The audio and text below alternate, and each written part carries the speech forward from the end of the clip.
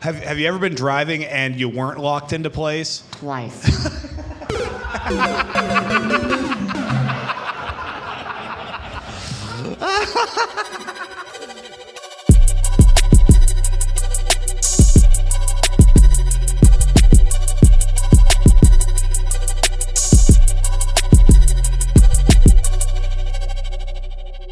Please welcome your host, Addy Herman. What's up, Addy Herman? Make some noise you were with me, huh? Welcome to Quik Draw Comedy, the show that gives comics a second chance. In this era of cancellation, we offer redemption. Tonight, comedians will perform not once, but twice, followed by a discussion with our panel. I am your host, Addy Herman. How about it for my co-host, the executioner, Clem Jameson? Hell yeah, Clem. How you doing, buddy? Welcome back. Man, I'm great. Back from North Carolina, my little mini tour. It was great. I featured for nobody. It was amazing. Yeah, I heard you featured for yourself. I featured for myself. Yeah, I had a feature spot, and then there wasn't a headliner, so I featured for myself. Hey, let's hear it for comedians being unreliable and unprofessional. That's awesome. Give it opportunities to Clem. It's amazing what happens when you show up and do the bare minimum. That's all right. Well, it's good to have Clem back, because now I got somebody to push those buttons. Comedians, you will have 2 minutes to make us laugh. Hopefully it doesn't take that long. But when you hear this sound, wrap it up, because when you hear this sound, you're done. Go ahead and put the mic into the mic stand and place the mic stand on this fancy little red X we have right here. Unless you're colorblind, and then it's just an X in the lack of vision that you have. All right, so on deck we have Andy Wolf, but coming to stage right now, let's hear it from Mr. Rashad Vaughn. How you guys doing? Okay. Don't you hate, I be around cigarette smokers, and don't you hate when every time they talk, their breath stink? Like they was talking to me like, Rashad, how you doing, bro? How you doing? And I'm like, yo, your breath is kicking like Jet Li off of the movie The One. And I'm like, God, Lee, like every time you open your mouth, the world is ending. Like, I feel like I'm about to die. Like, man, Jesus is coming. Like, man, Lord, my Lord and Savior Jesus Christ. Yeah, don't you hate when a pretty girl breath stinks too? It's like, damn, you fine, but your breath is not. I'm like, damn, man, it's like, shit, your breath do not got a bright future, but your ass does. So, I was like, wow, man. Shoot. Speaking of which, I went on this date with this girl. She was BBW. I like all women. Me skinny, big. But she was a little bit too big for me, and I kind of told her in a nice way. I'm like, you a little bit too heavy on the side. And then she was like, she was like, what? She was like, well, like, you really hurt my feelings. I'm like, no, not really. I mean, how I'm gonna, fuck you. You know what I mean? Like, they say more cushion for the pushing, but I'm gonna have a problem, like, getting it in. You know what I'm saying? Like, getting it in, but, I had to let her down easy. I just told her, like, yeah, it's not working out. I mean, and plus she's not as confident, you know what I mean? Like, if she was a confident big girl, then I probably would date her, but, she's not as confident. She's very insecure and very shy, So I just say, no, I can't do it. Anyway, take it easy. Thank you. All right, let's hear it for Rashad Vaughn, everybody. On deck, we have Julian Leisure coming to the stage right now. It's been a while since we've seen him. Andy Wolf.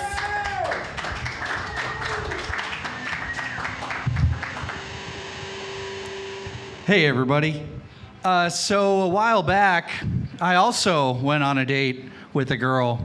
And when we met, I found out I was a third wheel. I know, it was very offsetting to find out that my date was a conjoined twin. But I should have known, because all the signs were there. Nobody gets photobombed that much on Tinder. But we did have a good time. It went well. We were in Benson, and we were walking around. They got a little adult shop there. Hey, she wanted to go in and check it out. I might be heading down the tunnel of love. So we went in. I'm a sucker for a good deal, and I don't know, maybe they got 2-for-1 dog collars. So in we go, and we got split up. Well, not me and my date, not them. And I was walking around, and this guy, some random old guy, does not even like a hi, are you finding everything okay today, sir? Asked me the weirdest question I've ever been asked. I was in the DVD section. You know, this innocent soul was just trying to figure out what DVDA means. By the way, it stands for double vaginal, double anal. Or as I like to call it, Four Loco. And this guy comes up to me and he just plops up right next to me and kind of throws me off. And he's like, so, what are you into? Not this conversation, sir. I am losing this brick real quick. And luckily, my date came out of nowhere. I thought she was like handcuffed to some mannequin. And she said, we're into edging, and that's what we're going to go do. And I'm going to leave a little suspense, so I'm going to pick this story up on my second half. So that's my time. Thank you. All right, let's hear it for Andy Wolf. All right, on deck we have Lucas Schneider. Come to stage right now. Another guy we haven't seen at Quik Draw in a while, Julian Leisure.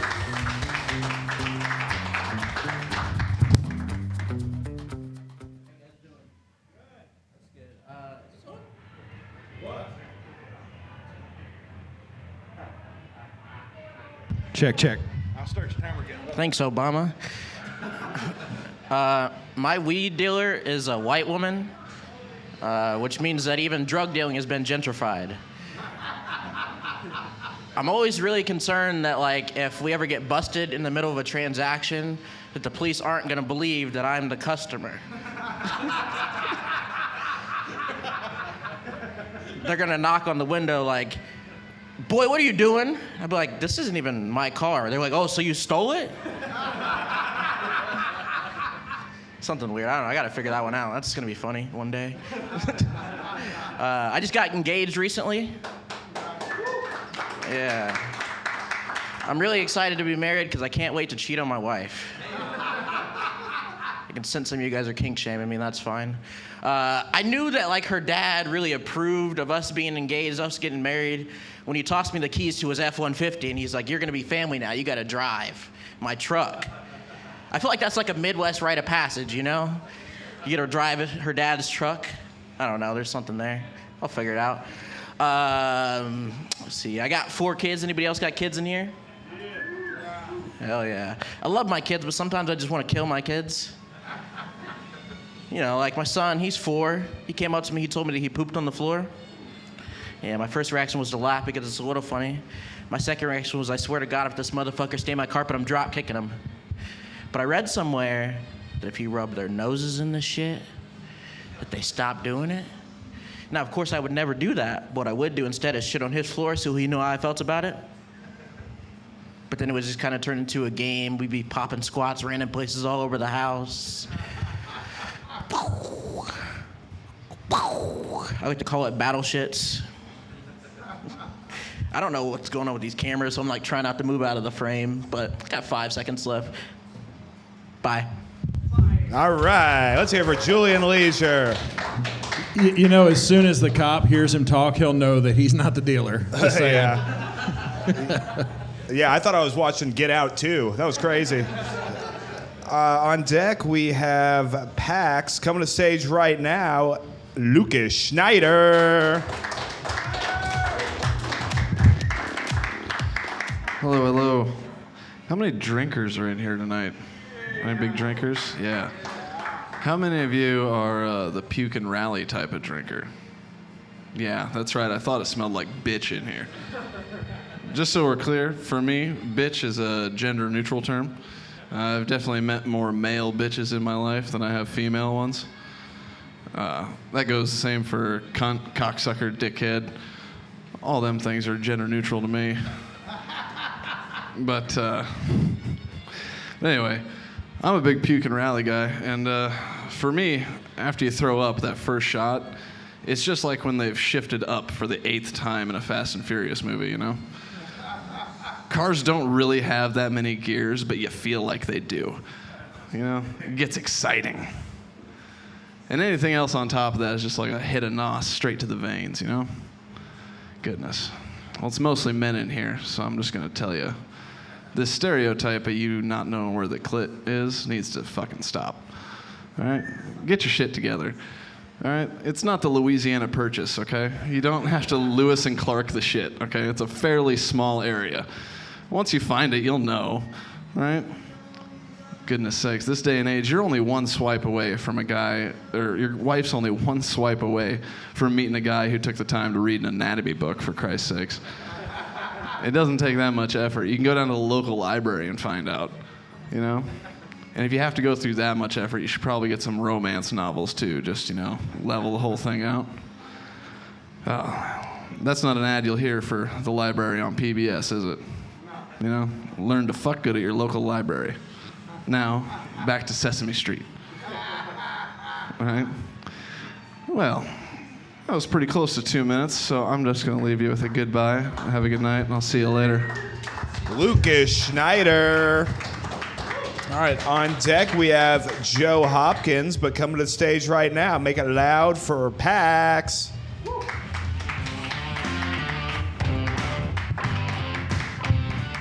Hey guys, next month I will be 38 and I dress like this, which means I am either at the end of a failed rap career or I am smack in the middle of a midlife crisis. I don't rap. I was worried when I felt that midlife crisis coming on because like I don't have a shitload of money and like I want mine to be epic. But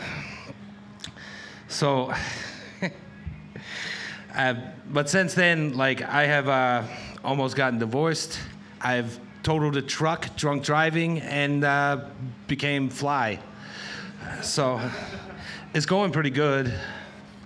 I am super lucky to still have my wife though.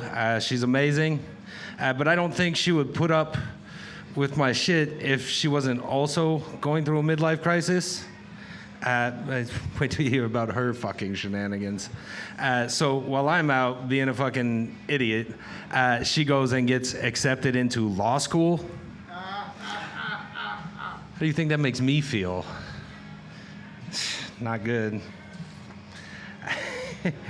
But I guess we're even then. It's crazy, though, that Sarah is becoming a lawyer right when I'm probably going to need one shortly. Sometimes things just work out. I'm actually really excited for Sarah to be a lawyer. Go into some old stuff. Actually, I'm just going to call it. Thanks, guys. All right, Pax. With a minute and 45 of new material. Cool. All right, on deck, we got Big'em coming to stage right now. Everybody's favorite curmudgeon, Joe Hopkins.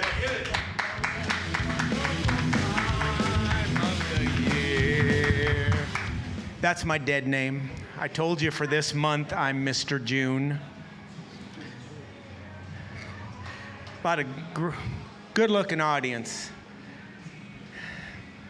All these beautiful faces remind me of must have been 36 years ago, but it only seems like yesterday. My friend comes out of the room and says, "It's a boy, it's a boy." We haven't been back to Thailand since.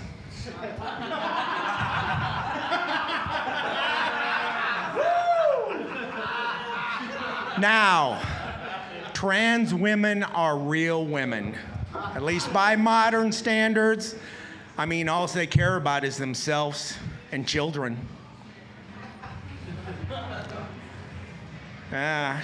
See, back when I was looking for a wife, all we had was pretty much standard XX chromosome natural female women. I mean, you get a few enhancements. Now you got lifts and implants and tucks and, I mean, you can't even find a manual transmission car, but you can get a woman in a stick shift. And I'm telling you, if I was a young guy now, I'd probably try to run one through the gears. First gear, second gear, third gear, fourth gear, fifth gear. Oh, gosh, I blew a rod, got fluid everywhere. Damn it. But I'll tell you what, guys, you have so much variety in women now. I mean, I don't know if you're going to run one through the gears, but have a good time. All right, let's hear it for Joe Hopkins with the least offensive set he's done this month, actually. That was great. Mark your calendars, y'all. June 9th at 7:18. Joe Hopkins got his first laugh at Quik Draw Comedy. That was a good one. Yeah, let's hear it There for we Joe. go. Killing, having lots of fun with it. All right, on deck we have Zach Meekum, but coming to stage right now, give it up for Bigum.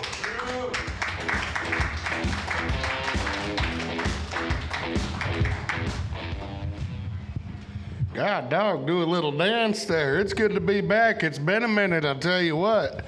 Don't we just love it when we come up with a solo cup? Y'all think I'm up here getting fucked up. Really, it's Coke. Anyway, it's good to be back. It's been a minute. It's been a minute. I've been gone for a little bit, but now I'm back, and I'll tell you what, that was a long walk. I'm lucky to be here. That was a long fucking walk. It's hot outside. I parked down the street. It's about 100 yards. Somebody owes me a Snickers. Ooh, God, dog.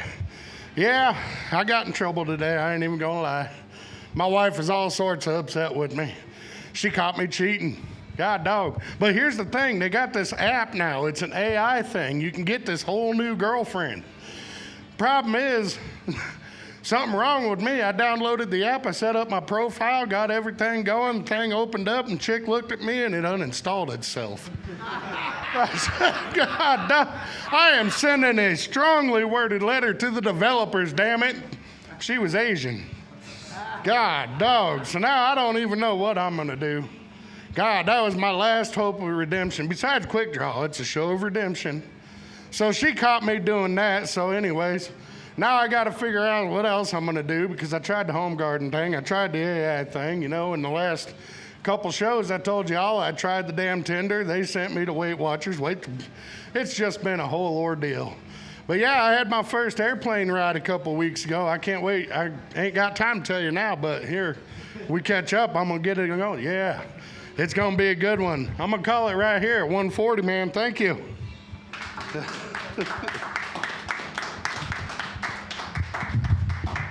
All right, let's hear it for Bigum, everybody, huh? All right, we got one more comic for this first round. This guy came in all the way from Des Moines to be here, so I want you to make him feel right at home. Give it up for Zach Meekum.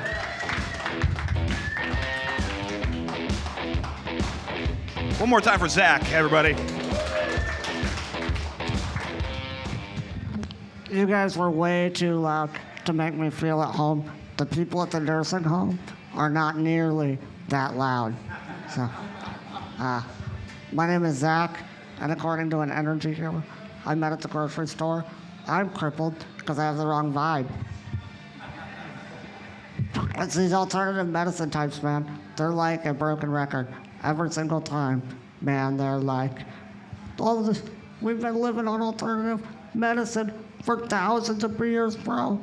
It's all you've ever needed.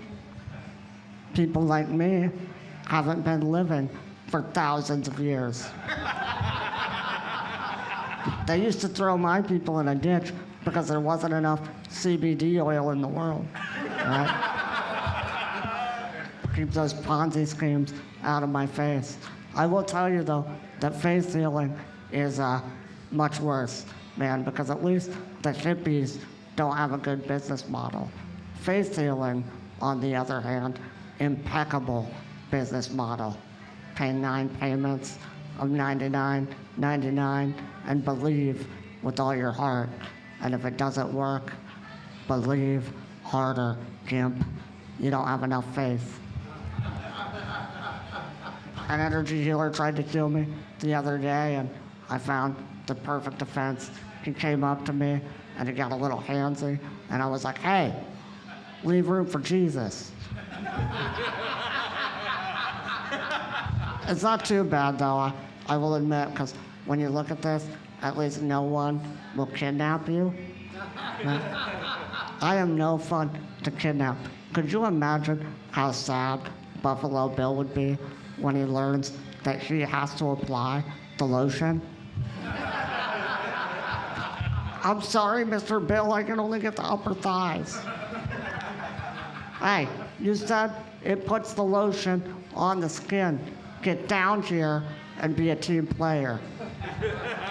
All right, guys, thank you very much. All right, let's hear it for Zach Meekum, everybody. Man, I don't know much about AI, but man, that was impressive. Hell yeah. Zach's my favorite me character from Mario Kart. Just saying. Oh yeah. Showing that you can get multiple laughs per minute. That's how it's done right there. Sure. All right, so let's hear it for all the comics you've heard in this first round, huh? All right, we're moving into our second round. On deck, we have Andy Wolf. But coming to stage right now, Rashad Vaughn.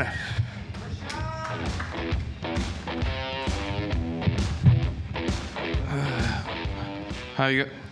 I'm black. Back. Yeah. I got into a fight with a gang member one time. You know, it's crazy. People think I'm a gang member because I wear the color red or black. They could consider me a blood. I'm like, no, I don't blood. I'm not a blood or a Crip, but I did get into a fight with a Crip.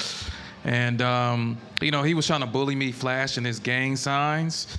And I was like, holy shit, like, you know, I was about to piss on my pants. I'm like, oh my God, like, throwing gang signs. I'm like, is that a symbol for little off kids? And he was like, no, man, I'm from, you know, my hood, you know what I mean? You know, 40th Ave. I'm like, ooh, like, Lord. I'm like, okay, I never, you know, I don't gang bang, man.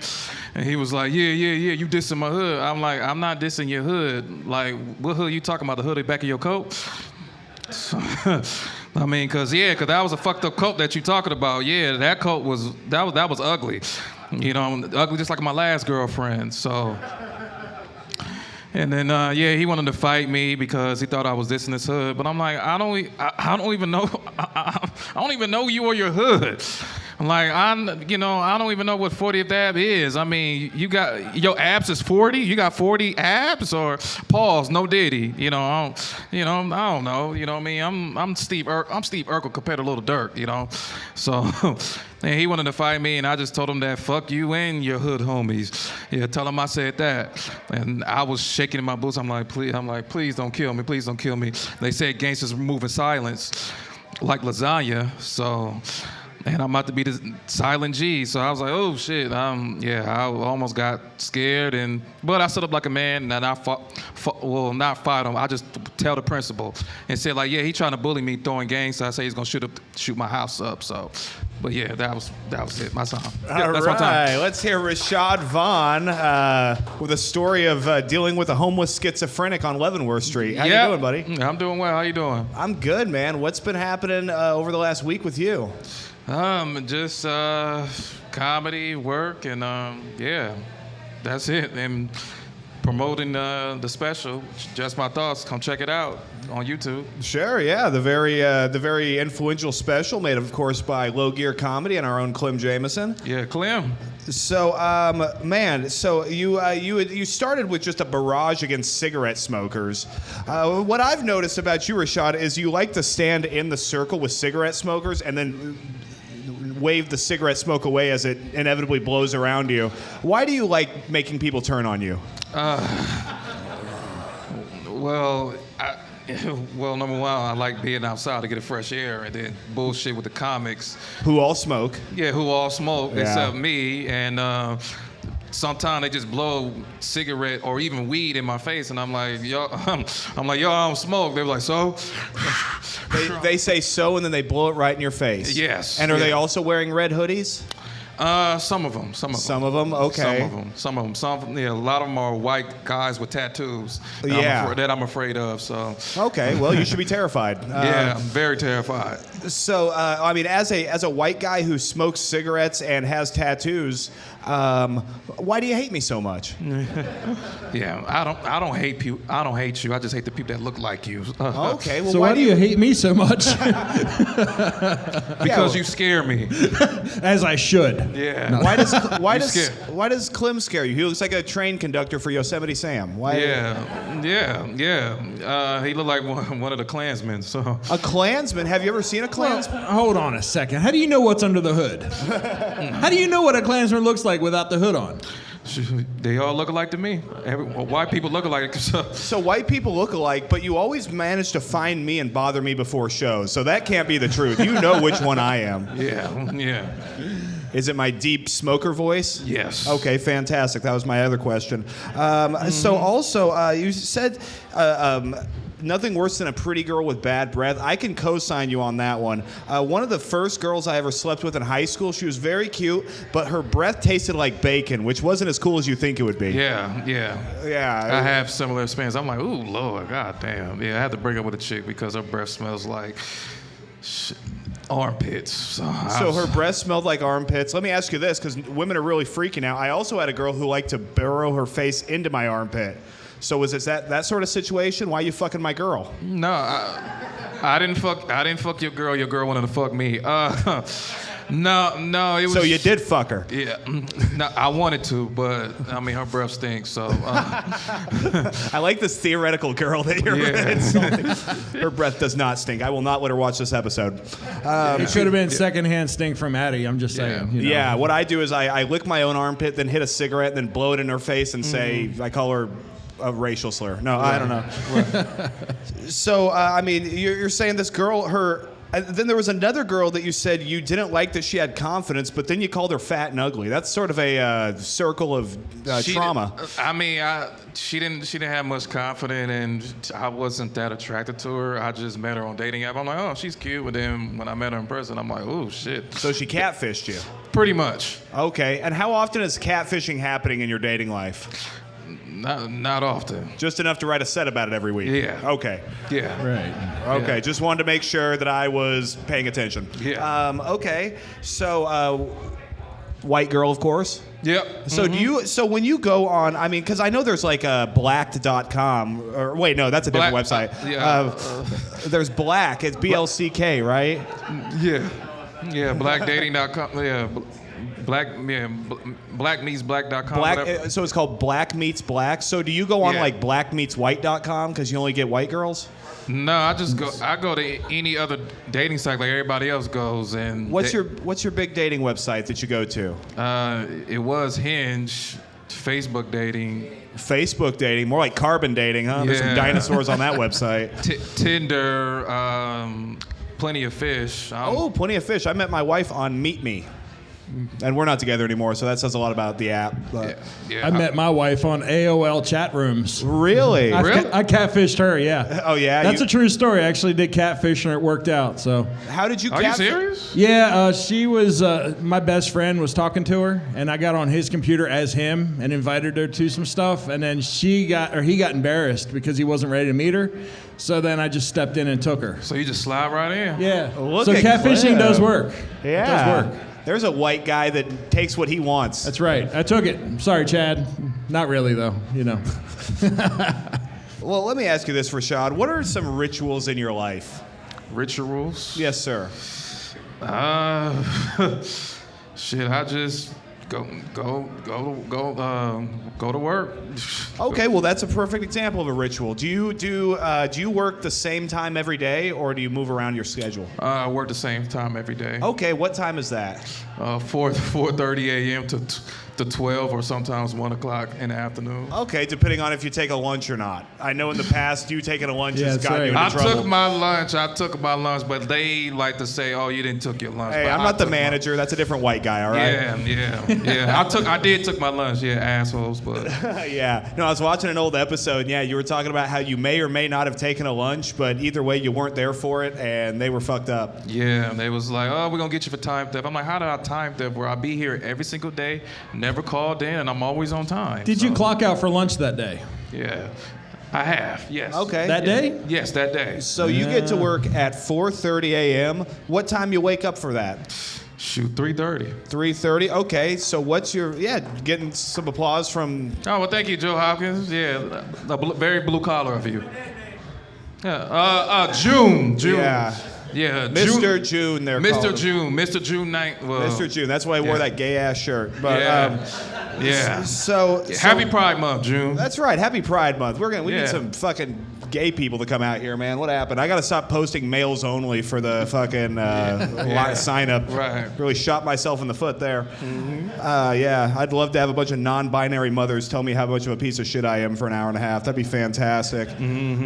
So this ritual. So you wake up at 3:30 a.m. I mean, how soon before you're jerking off? Or do you wait till you get to work? That would be time theft if you did. Can't wait to work. I will. Okay, so I see we've hit something. We've hit a nerve here, Rashad. Yeah. So let's really dig into this. We have plenty of time. Yeah, I do that after work. After work, okay. Do you ever see any ladies that sort of inspire your mental image of pornography and doing something about it at work? Or on the phone. On the phone, okay. So are you a guy who sex? Do you like sending nudes? All the above. So are women sending you nudes at work? Sometimes. And so you work in a grocery store, so you just put like a gallon of milk in front. You're like, yeah, watch this, baby. It's chocolate milk. No, I'll wait. I'll wait until I get home. Okay, so you're like, listen, sweetheart, I appreciate the pictures of your tits, but I have some stalking to do, and I'm not jerking off until 5:30 p.m. Yes. Or wait. Yes. Wait, when do you get off work again? 12. Okay, so by 12:30, 1 o'clock, you've rubbed one out? Yeah, something like that. Okay, where's your go-to spot? You like the couch? You more of a free-range beater? What do you do? This is TMI. Hey, this is a PODCAST. I feel like the search is just white bitches.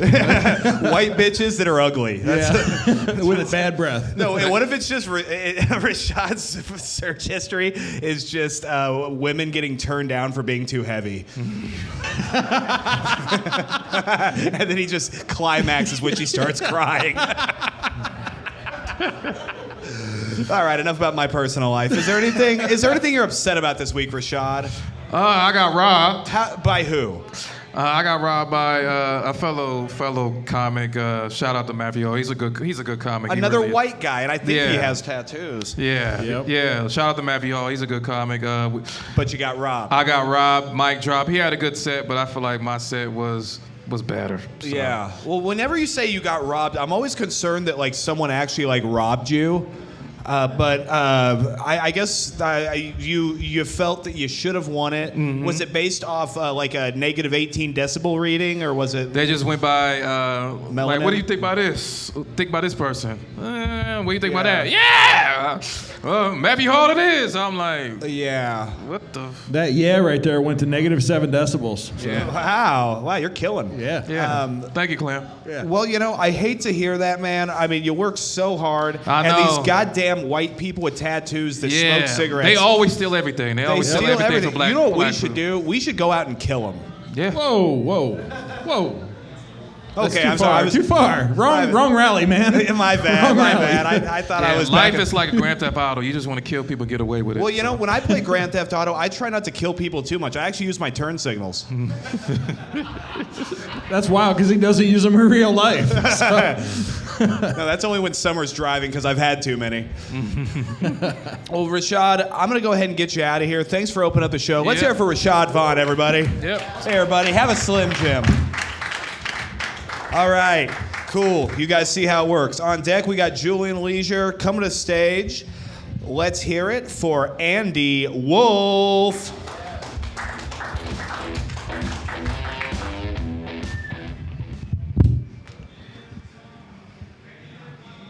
So, picking up my story, my date was able to save me from molestation man at the porn shop, right? That should be like a newspaper headline. So she said, yeah, we're going to go do some edging. And I was like, fuck yeah, we're getting this started. And I do need to segue, though, because I do find women confusing. 90% of the time, well, let me stop there. I'm not like a math magician. So we'll say like 9 times out of 10, I get confused easily, right? And when we got to her house, she wanted me to do yard work. Man, I had the worst case of the green balls. It was terrible. But I knew she would get me back. She did tell me, I know her secrets, right? Or what she's into. She likes talking dirty and working out. So I told her that a foot job is just a good leg workout. And I want her to stomp my balls like they're at the bottom of a wine bucket. It was working. She was interested. She told me, go on. So I told her that I'm going to make her the spokesperson for Twinkies. Because she's already artificial on the outside, about to be full of assorted creams on the inside. It was revving her engine. She was interested. So I told her I was ready to step it up. So I told her, girl, I'm going to slam into your walls like Dale Earnhardt in his last race. Whew. I think I blew a gasket on that one. It was a little aggressive. She didn't really respond well. Her appearance looked I had bonked her in the face with the pool noodle. And I didn't know how to recover. She said, did you say something stupid? I thought it was a challenge. So I said, do you think lead poisoning came from Flint, Michigan? She said, what the fuck? I said, I thought that was a challenge. I misjudged my time. Thanks a lot. I'm Andy Wolf. All right, let's have Randy Wolf. It's so good to have Joe Hopkins' son here on stage, man. How you doing, Andy? In the flesh. Hell yeah. Oh. So, man, you've been doing a little dating, huh? Yeah, as much as stories as I can make up, right? Okay, so was the conjoined twin thing, not trying to blow up your spot, was that real or just something you kind of made up? Something I made up. Man, I had your whole interview was going to be about that. Damn it. We can have the made up person. Oh no, it just wouldn't be the same for me. Your boner's gone? My boner is gone, and I wouldn't be able to fake the orgasm if I'm being completely honest. I was wondering, well, you said, what about that girl that liked talking dirty and working out? How bad was her breath? Smelled like Cheez-It tostada from Taco Bell. Okay, so she liked to build the calories before working out at Taco Bell? Yeah, it puts on a good burn, she says. Okay. Yeah. So was this lady real?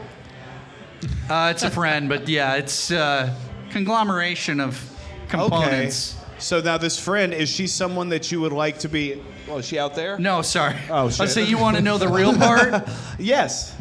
So the person that asked me what I'm into at the porn shop, that part's real.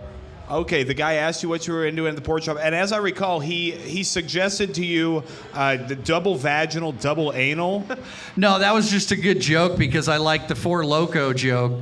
But DVDA is a thing. It means 2 in the sphincter, 2 on the other side. So she's like a USB port that's totally docked. Yeah, right? Yeah. She's looking like our outlets over here on Quik Draw. Just like what, live long and prosper, right? Yeah. Well, so what kind of porn are you into? Rough stuff. How rough? Just racial I think it's slurs? called gonzo. Gonzo? Yeah, I think every guy likes some good BJ stuff. Well, you sure, know, yeah.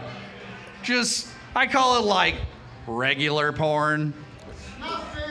Okay. Snuff film, that's where people get killed. Well, and fucked. Don't forget about that. Oh, in what order? Well, I haven't seen any of myself, but I do like the double vaginal, double anal stuff. I mean, I think that really brings us together as a country. To be like, look how much fun 5 people can have.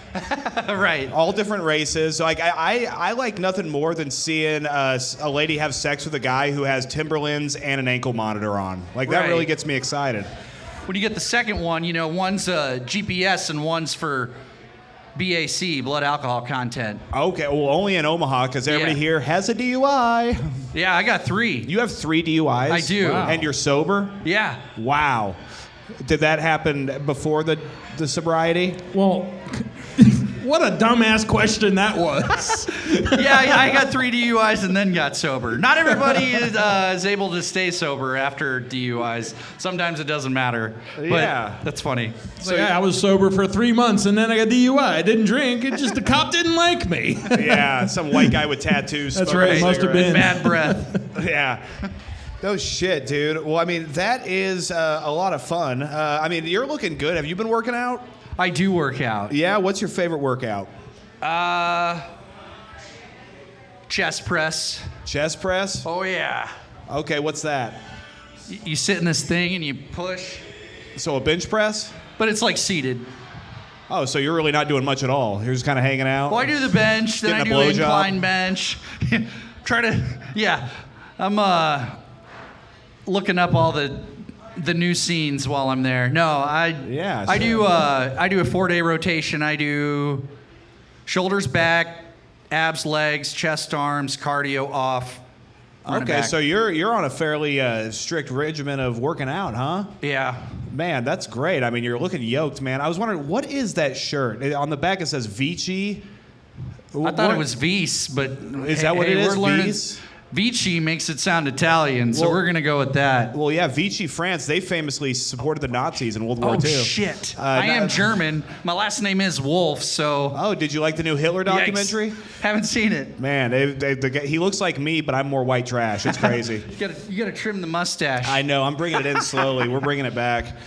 It's gonna be fucking. Well, anyway, I like those plaid shorts. Are you going to a picnic after this? I went to Zarinsky today, and it was a little Zarinsky. muggy. What's Zarinsky? It's a lake, and I went for a walk. You went for a walk? See. Okay. I mean, yes. Well, sure. I'm familiar with that. Okay. You'll say. So you went for a nice walk, and so what's your dating life like now?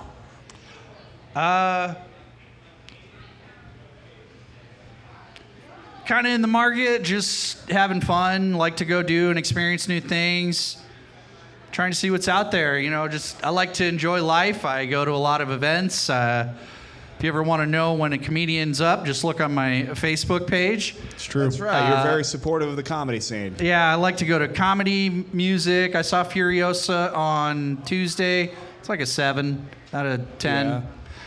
Went to this wrestling show with some buddies yesterday. Okay. Yeah. So single. Yes. Okay, fantastic. Hey-o. Yeah, when I ask how your dating life is going, you say, well, I went to wrestling the other day. You've answered all the questions for me. Next. Yeah. Well, what is a ritual of yours that you engage in? Doing life's great when you can live by 2 things: make memories, have new experiences. Well, that's not a ritual whatsoever. That's Well, I mean, that's like do different things.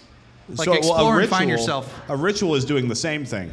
So your ritual is not having a ritual. Is that what you're saying? Could God, be. you're good, Clem. Man, what would I do without Clem? I guess you'll find out last week. Yeah. Right. I will have a bunch of misbehaved kids. I felt like a single mother just waiting for the abusive stepfather to get home. Like, you wait till your father gets home. You're all getting breastfed by me. So let's see here. Gym, I guess, is kind of ritualistic. Okay, there's a good ritual. I like prayer and meditation's good.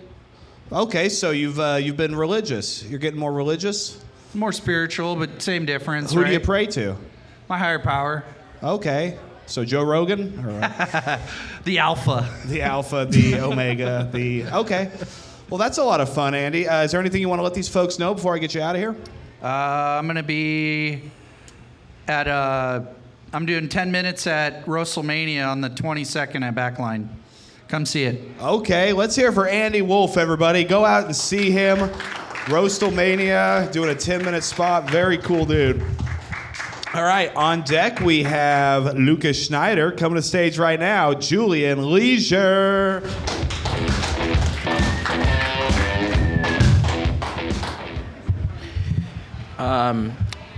The KKK headquarters is in Arkansas, and every single time I go there, it's just a compilation of white people saying the N-word.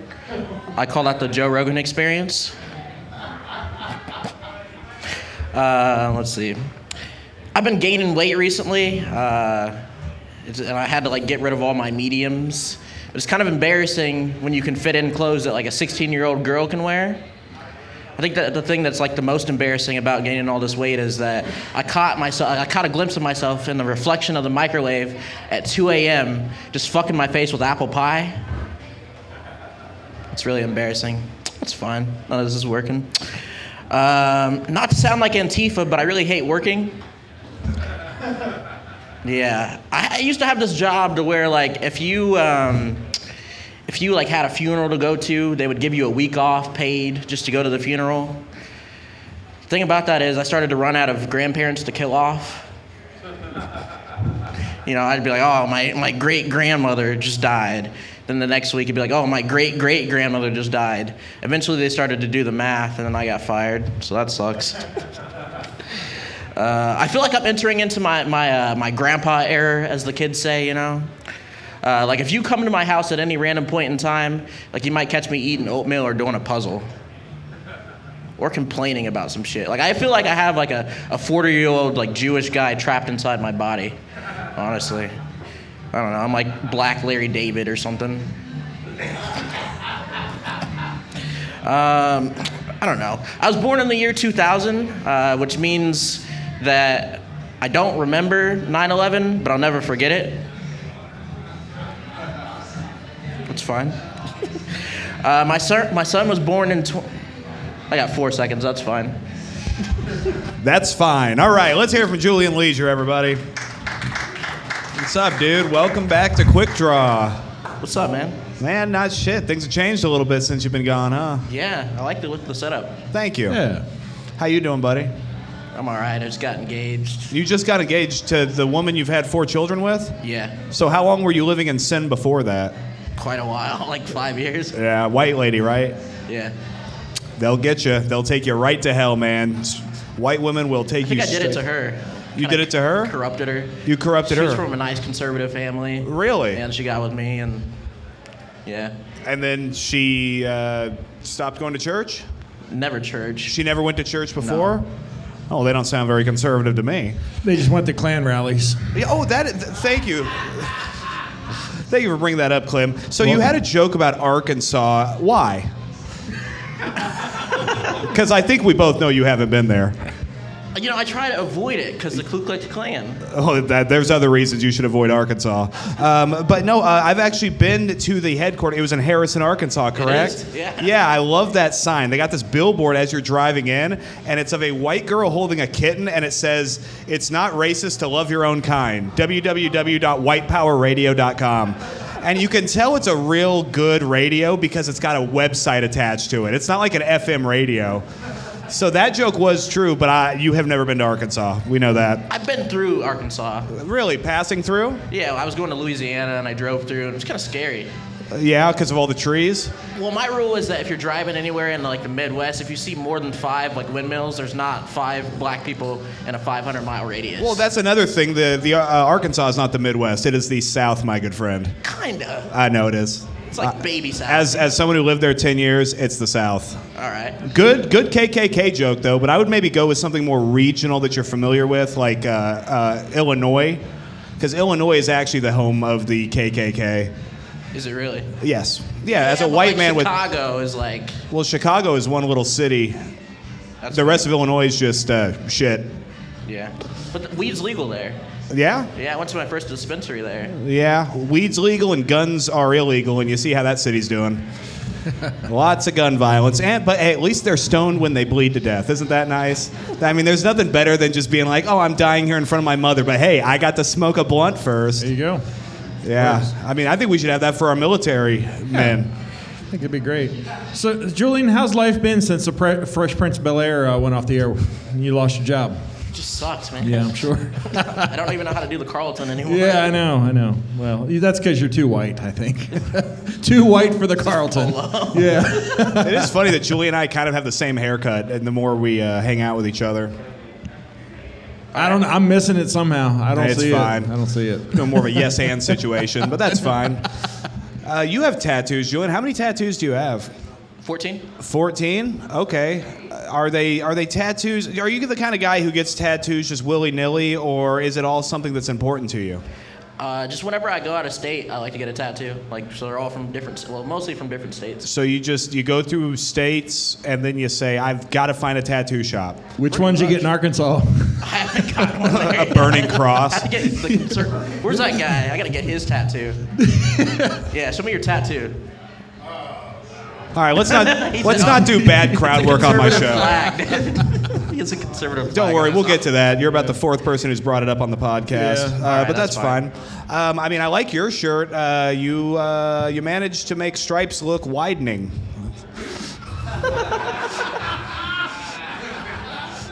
Yeah. No, those are nice slacks. Did you get them at J. Crew? Got them at Goodwill. No shit, Goodwill, guys. If you're trying to ball on a budget, Goodwill is the place to go. I got my mattress and my box spring from Goodwill with minimal blood stains. Probably firm as hell, though. After I'm done with it. So let's see. You just had a fourth child, right? That's true. Hey, let's hear it for that. This guy's got 4 children. All right. It's like it's almost like we turned the volume down knob on the crowd. Did you notice that? Yeah, like I we're real noticed loud that. up here, and then it's like, oh. All right. So you guys aren't into children. Fantastic. That's good. Yeah. What if they were really into children? They're like, yeah, you should have brought them.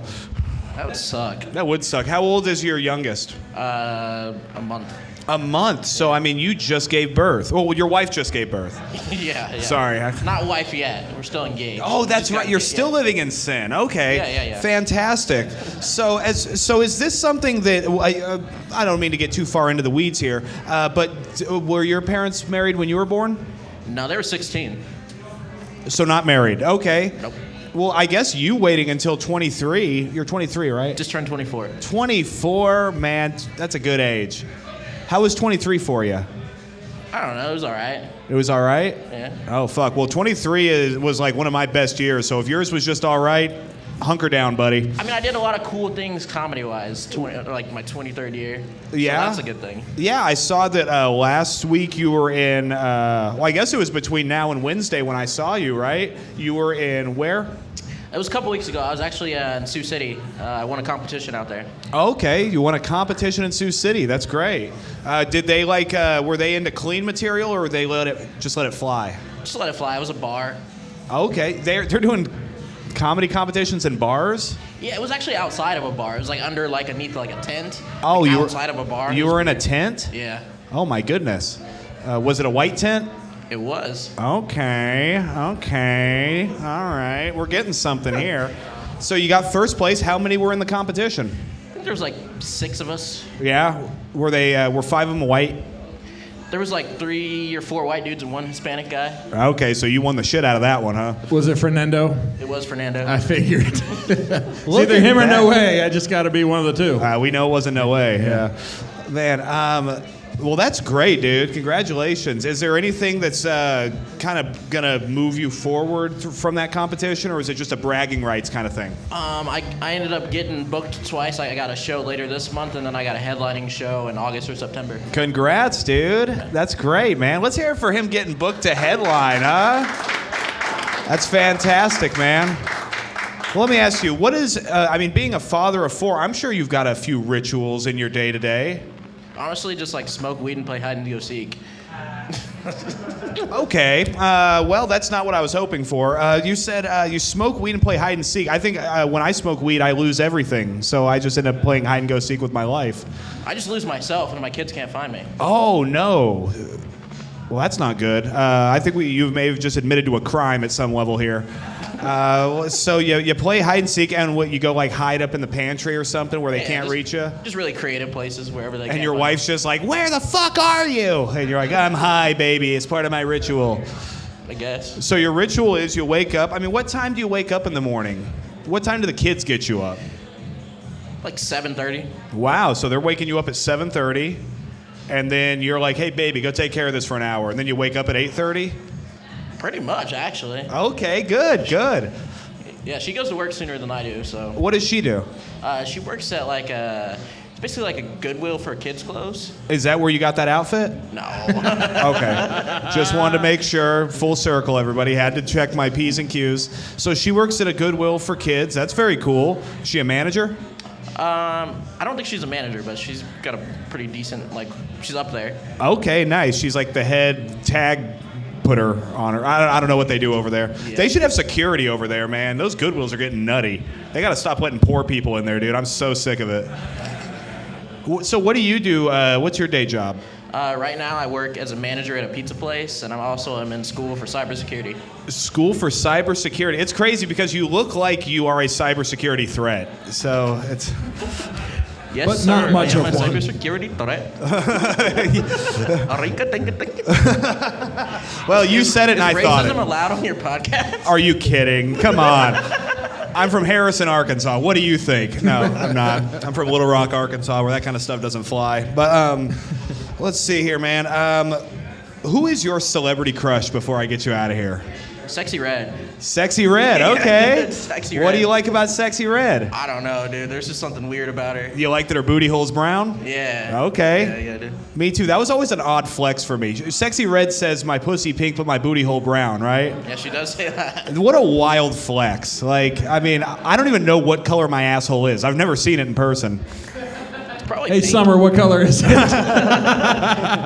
It's probably like gray. Probably gray. That's Gray it's something, from all dude. the big shit. Hey, she's taking. clean it up. This is a kid's show. We're trying to get picked up by Nickelodeon, all right? Dan Schneider, is that you? Yeah, no. Whoa, why did you turn this way for Dan Schneider? He's clearly more Dan Schneider-like than me. I know. I like that I'm starting shit and it's ending with you. This is the fun. hell? I miss this dynamic we had. I with just the feel show. like you kind of get like cucked in this Yeah, I situation. think I'm just gonna feel play him off me and now. him are kind of doing a thing. All right, let's hear it for Julian Leisure, everybody, as the music plays him out. Good stuff, buddy. You see, that's what I like about Julian. He knows how to conduct an interview, which some of you guys, I'm not going to say who, should all focus on and work on. And we're going to get there together because this is Quik Draw Comedy, a show about redemption, and I fucking mean it. Anybody is allowed on the stage, no matter what they do. I mean, there's certain things you can do that would get you kicked out of here. Yeah, I haven't found one yet. I mean, we've done a lot that I thought probably should have, but hasn't yet. So, you know, it's going to happen one day. Well, yeah. I wish we could get Rhonda back from that first episode, Right? man. She was Yeah. a firebrand, and man, Yeah, I still can't unsee what I saw that night. you and me both. Watch buddy. episode 1 if y'all want to know what that's about. Yeah. Watch episode 1, man. We're on episode 20 now, guys. Episode 20 has dropped today on Quik Draw Comedy's YouTube. Go watch it, man. It's with this new format. I think it's our best episode to date. Yeah. But man, and let's hear it for Clem one more time, being back here. But I missed you. I missed you, buddy. Yeah, but, you know, it worked out, I guess. It worked out just fine. We filmed an episode of Quik Draw. I haven't seen that episode yet, so I'm saying it worked out now because I'm trying to convince myself it's going to be okay when I see it. It's all right. There's only one racial slur you need to take out of the whole episode. Well, that's better than some. Yeah, there was 8 white guys and 1 racial slur, so I think that was a pretty good Right, wow. thing we had going on. 3 men and a baby or something, right? 3 men and a... All right. So... Are you ready to hear some more stand-up comedy, huh? Come on. Hey, let's hear it for our ace bartender, Emma, on the other side of that wall, all right? Come on, I want her to hear it. She is the reason we are in here. She is the reason we are in here crushing, and she deserves to be tipped. Take everything you got and give it to her. All right, on deck we got Pax. Coming to stage right now, Lucas Schneider.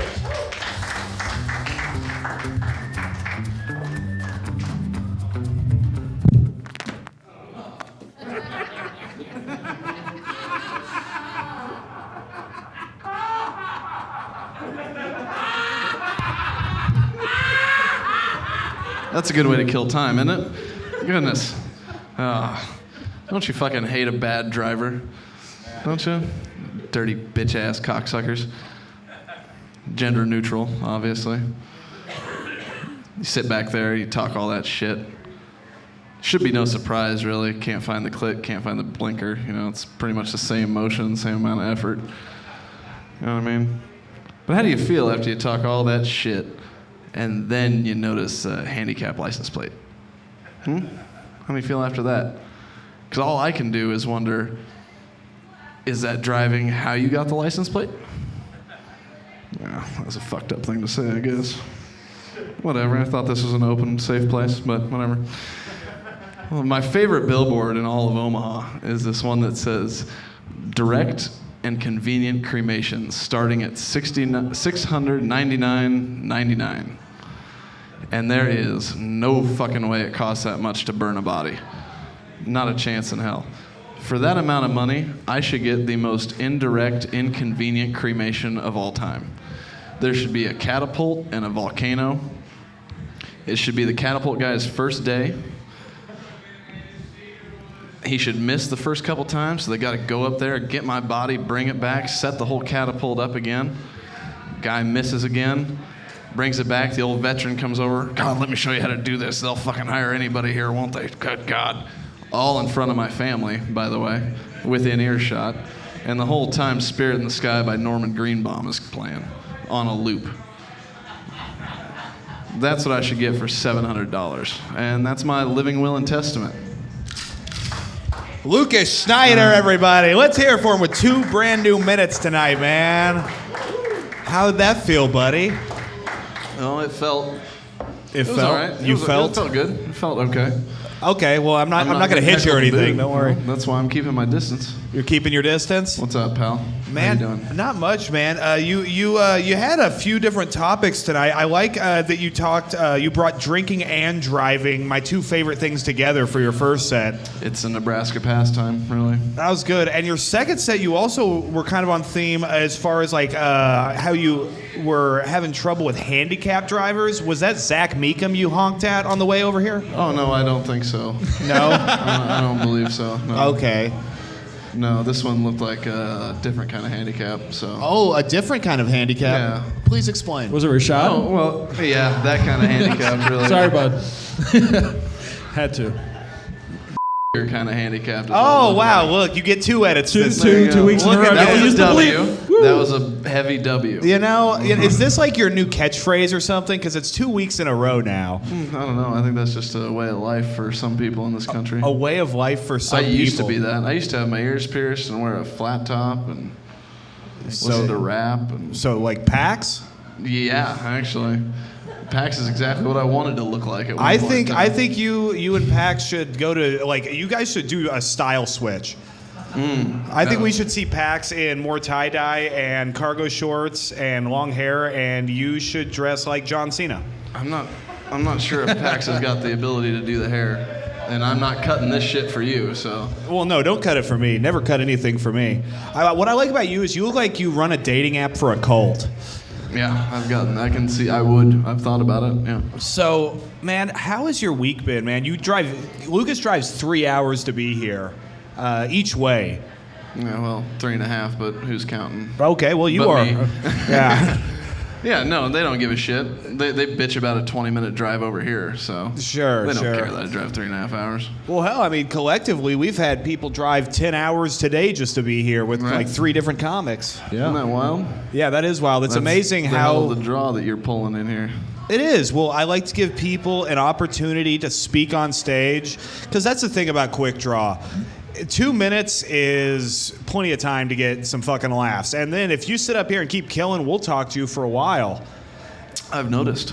Well, comedy is all about your ability to work with others. Everybody wants to be this badass that's on their own. You get nowhere without your support. Like Clem, I get nowhere without him.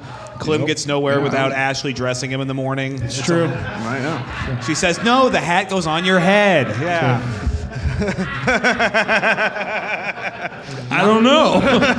Can you put it on me for me? That flannel does not go with those jeans. Come on. Come on. We have to go out and represent ourselves. You're a father. Man, so how was Monday night? You are the Dubliner open mic host there. A great open mic. If you guys aren't making it out there, it's the best. Oh yeah, it's a great time, and we don't film it, so it's even more free speech than here. So Yeah. We've really been letting it fly down there lately. It has been, but it has been a great show. It's been a great time. We've been having a good turnout. Yeah. Glad to keep it going. It's a fun time. Yeah, absolutely, dude. They've had a remodel in there. It's absolutely wonderful. Absolutely. I don't know how they've done it, but they've somehow captured the ambiance of both a basement and a saloon at the same time. Yeah. And I fucking love it. Yeah. I love every minute of it. I love a dive bar that's also like an air raid shelter. Exactly. Like, that's a lot of fun. Yeah, I have no worries. When their tornado sirens are going off, fuck it. I'll just sit down here and tell jokes. I don't give a shit. That's the safest place to be, underground. Hell yeah. What is a ritual that you engage in? I always put my left sock on first. Okay, now we're talking. Yeah. Okay, you always put your left sock on first. Then what happens? I just seem to have better days. It's a weird thing. So you go left sock, then what? Left shoe or right sock? Left shoe. Left sock, right sock, left shoe, right shoe. Okay. I see. For a second, I thought you were getting ready to be like an amputee, and you're like, all right, I just need this left side covered. No. And it all just comes from one stupid day where I noticed that I put my left sock on and I dunked for the first time in basketball practice. So then I just kept doing it. Okay. Your entire routine is the hokey pokey, is what you're saying. Basically, right? Yep. Yeah. Left foot in, right foot in. Yep. Right. It's whole third and fourth verse. Yeah. Yeah. When are you gonna turn yourself around? That's the real question. My dad's been asking for years.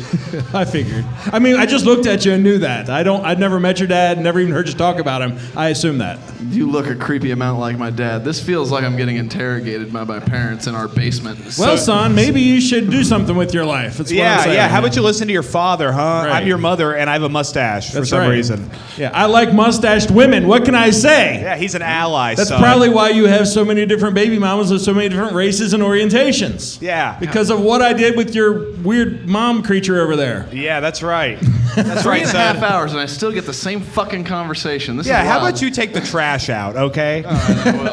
Yeah. One thing that did happen this week that I want to talk to you about, I can't believe that this hard-hitting program with all its information here missed this news story straight out of Omaha, Nebraska. Which I had to write the headline down just so I wouldn't fuck it up. Okay. Because I'm certain this dude has been in this crowd at one point in time. Hey, let's hear a little music for the Sunday update with Lucas Schneider. 1 second.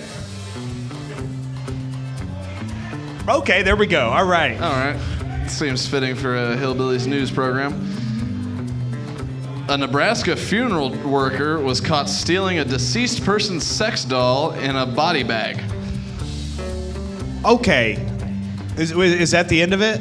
Well, that's the headline. Okay, so a Nebraska person, An Omaha funeral worker. an Omaha funeral worker was arrested. Yes. What had happened was, dude died. They go in and remove the body. Him and his coworker comment out loud in front of the manager, "Wow, that sex doll looks really really realistic." So the dead guy had a sex doll just laying out. Okay. Okay. They comment on it audibly. Okay.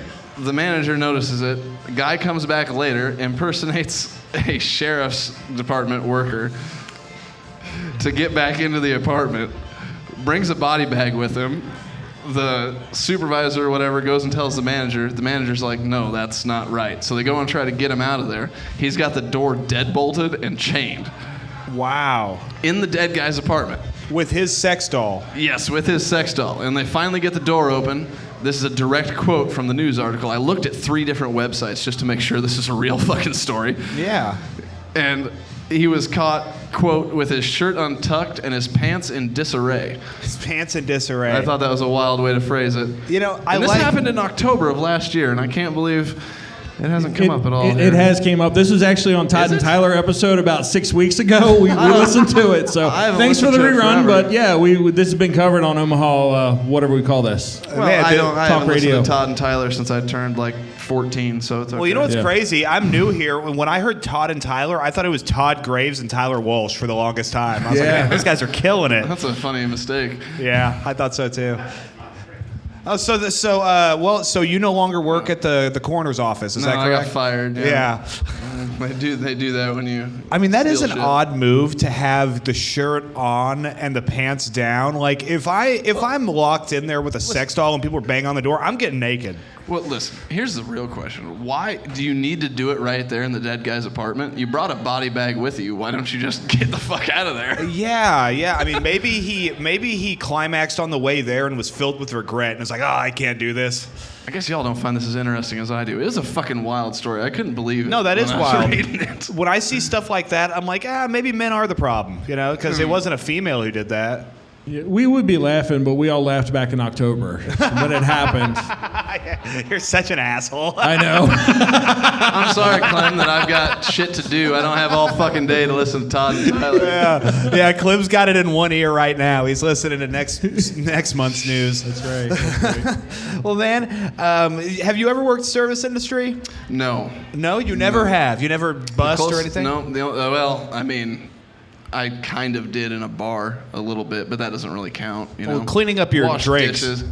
No. I worked for a bar when I wasn't old enough to drink. Okay, so you were washed dishes in the back, and I'd grab beer bottles before the government got real antsy about that. Yeah, they're always trying to mess with some good underage fun, aren't they? I know, right? I got paid $20 cash and all the pool I could play, so I don't think that's a bad deal. $20 cash for how many hours? As long as people were eating. So like 8 hours? It could be a long fucking night. Well, man, I think there's child labor laws involved with that. Those guys sound like they were from Omaha. Yeah, and just looking at your age now, I think there were child labor laws then also. So Well, let me tell you, the '90s was the last time things were fun. Well, the 90s. So This was probably the '90s and then early 2000s. when you were doing this? Yeah. Well, I was probably like 8, Well, you were born in 95, right? 4. 94. So you weren't 8 in the 90s. You were 6 in 2000. Yeah, I was doing it then too. So you were just like you were a child. I'm from a super small town, Clem. It doesn't matter. We're cutting all this out of the podcast anyway. Yeah. Okay. That's cute. Anyway. Well, so I mean that is nice that well you're not a child soldier anymore on the front lines of dishes. Wasn't that bad. Do you miss it? Sometimes. So you missed the $20 for I think eight? I think I missed the lack of responsibility. Well, how many kids did you have then? 0. Oh, okay. Just myself. Just had to worry about myself. Okay. Well, is there anything you want to let these folks know before I get you out of here? Well, come to the Dubliner. It's every Monday night. We start at 9. I put the list out at 8:30. All right, let's hear for Lucas Schneider, everybody.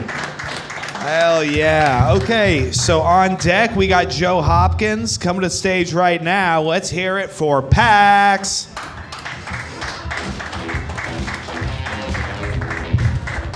Well, guys, I'm super excited to tell you about this. Me and my buddy are starting a new business. We are going to manage pee fetish workers. There's a lot of money in the pee game. We're gonna be making it rain while we make it rain. The other day, like we were on a recruitment call, talking to a P pro, and my wife busts in and she's like, "For the last time, Pax, you can't do this. It's probably prostitution. It's illegal." And before we had a chance to react, over the speakerphone, our P pro was like, "Dude, just film it. If you film it, it's just porn, and you're good." And he's right. So me and my buddy got to work figuring out what we would need to be live streaming the live streaming. Fuck, I lost my page. This is brand new. So everyone I've shared my idea with says that it's fucking stupid. But I don't care if they think that I'm chasing waterfalls while I'm chasing waterfalls. I have a dream. You gotta strike while the urine's hot. All right, let's hear it for Pax, everybody. What's up, dude? How's it going? What is up, man? How you doing? Pretty good. Yeah, man, I like it. You came in with, 3.5 minutes of new material? That's solid. 3:45. Don't be a dick about it. Okay, well, I wasn't going to be a dick, but now I am. That's fantastic. I like that you took the keys out of your pocket and put them back into your pocket for the second set. I always like a good costume change. Yeah. Yeah. Well, you're looking swole, man. How many bench presses did you do before this? None. None? None. Okay, well, what's your workout regimen like? For the last year, it's been nothing. It's been nothing. Yeah. Okay, so are you in that shape by just sheer tyranny of will? This is just like leftovers Yeah. from when I was working out. So you used to be real buff. Yeah. Okay. Let's see. In those kind of circles, how often were you solicited for gay sex by other guys at the gym? Say again? How often were you solicited for gay sex by other guys in the gym? A couple? A couple? Couple. Okay. So, what was the most exciting one? Exciting? Yeah. When was the time that you were like, it might be time to throw it all away and try some penis?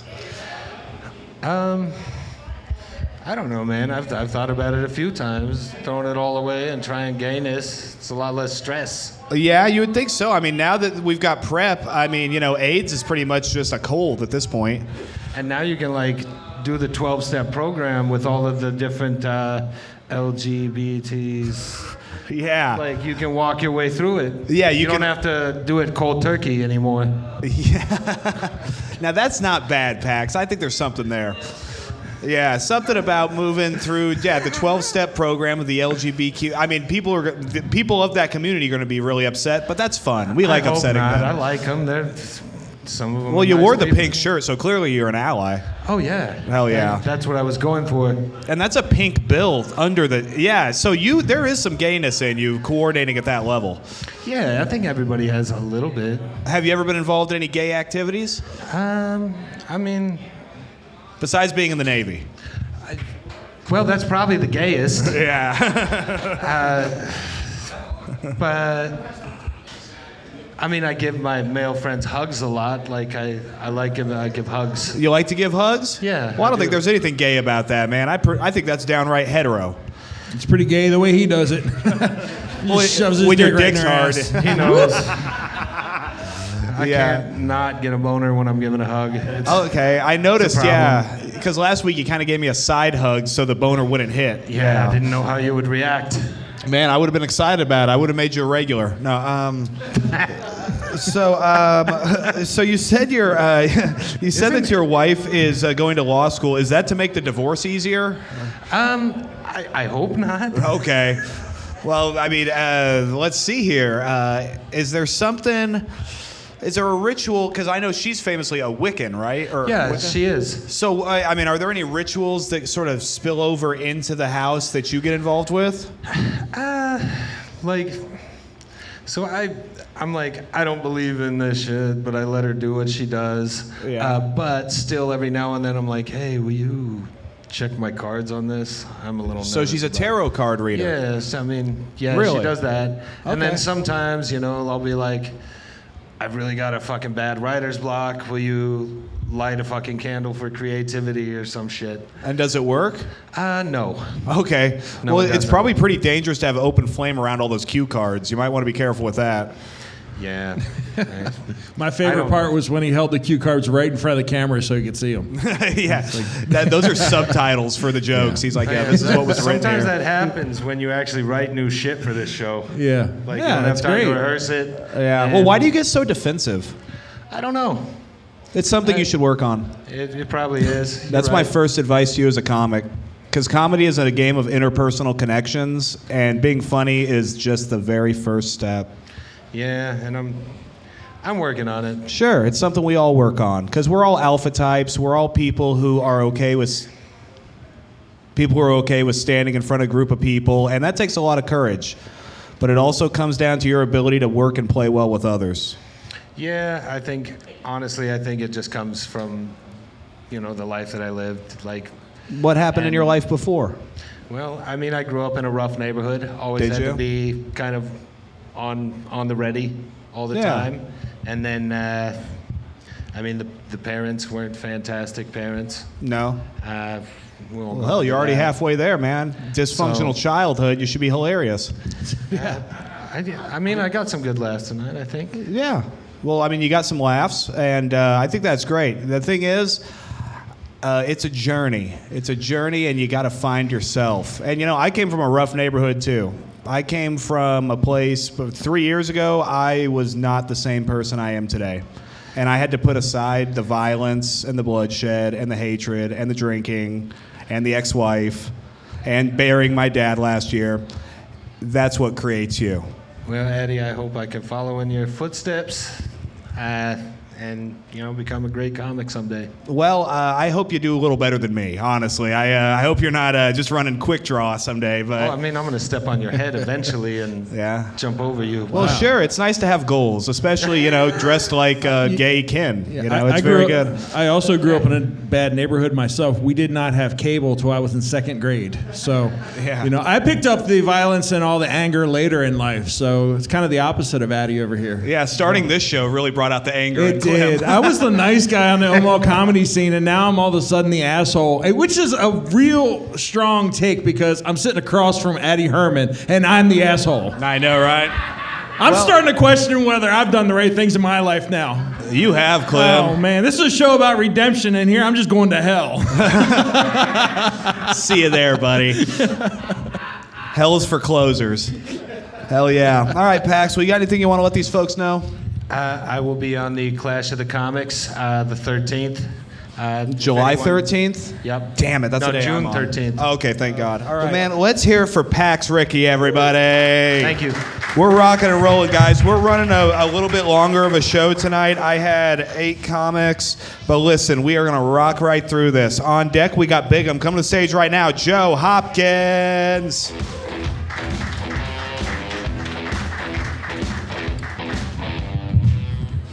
I am so frickin' tired of getting mislabeled. I am labeled as a dangerous comic. I'm not gonna say who labels me as a dangerous comic, Addy Herman. But my comedy is as safe as a Boeing whistleblower.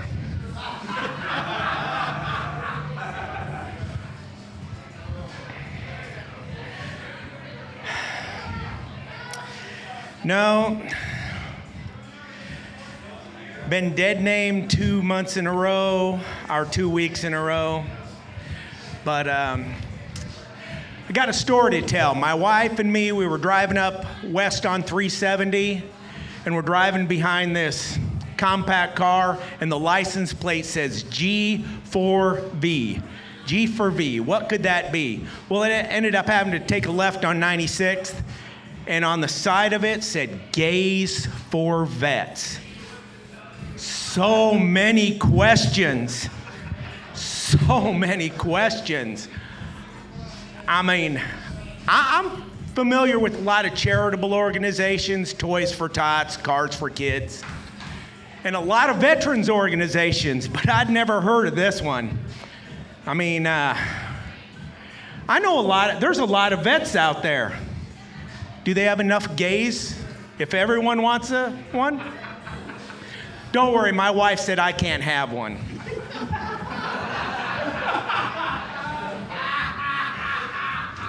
I mean, and if a vet is to get a gay, I mean, what are appropriate gifts? I mean, is a feather boa too much?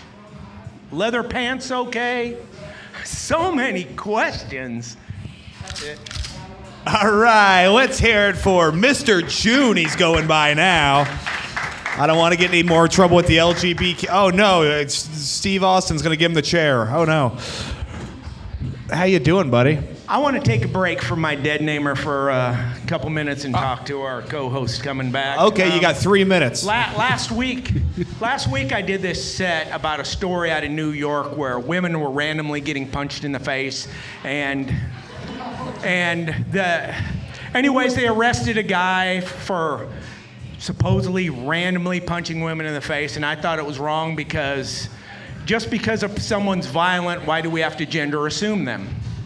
How was he to know? They weren't wearing placards. And at the end of it, our host, he goes, "Where's the punchline?" The whole line, every line was about punching.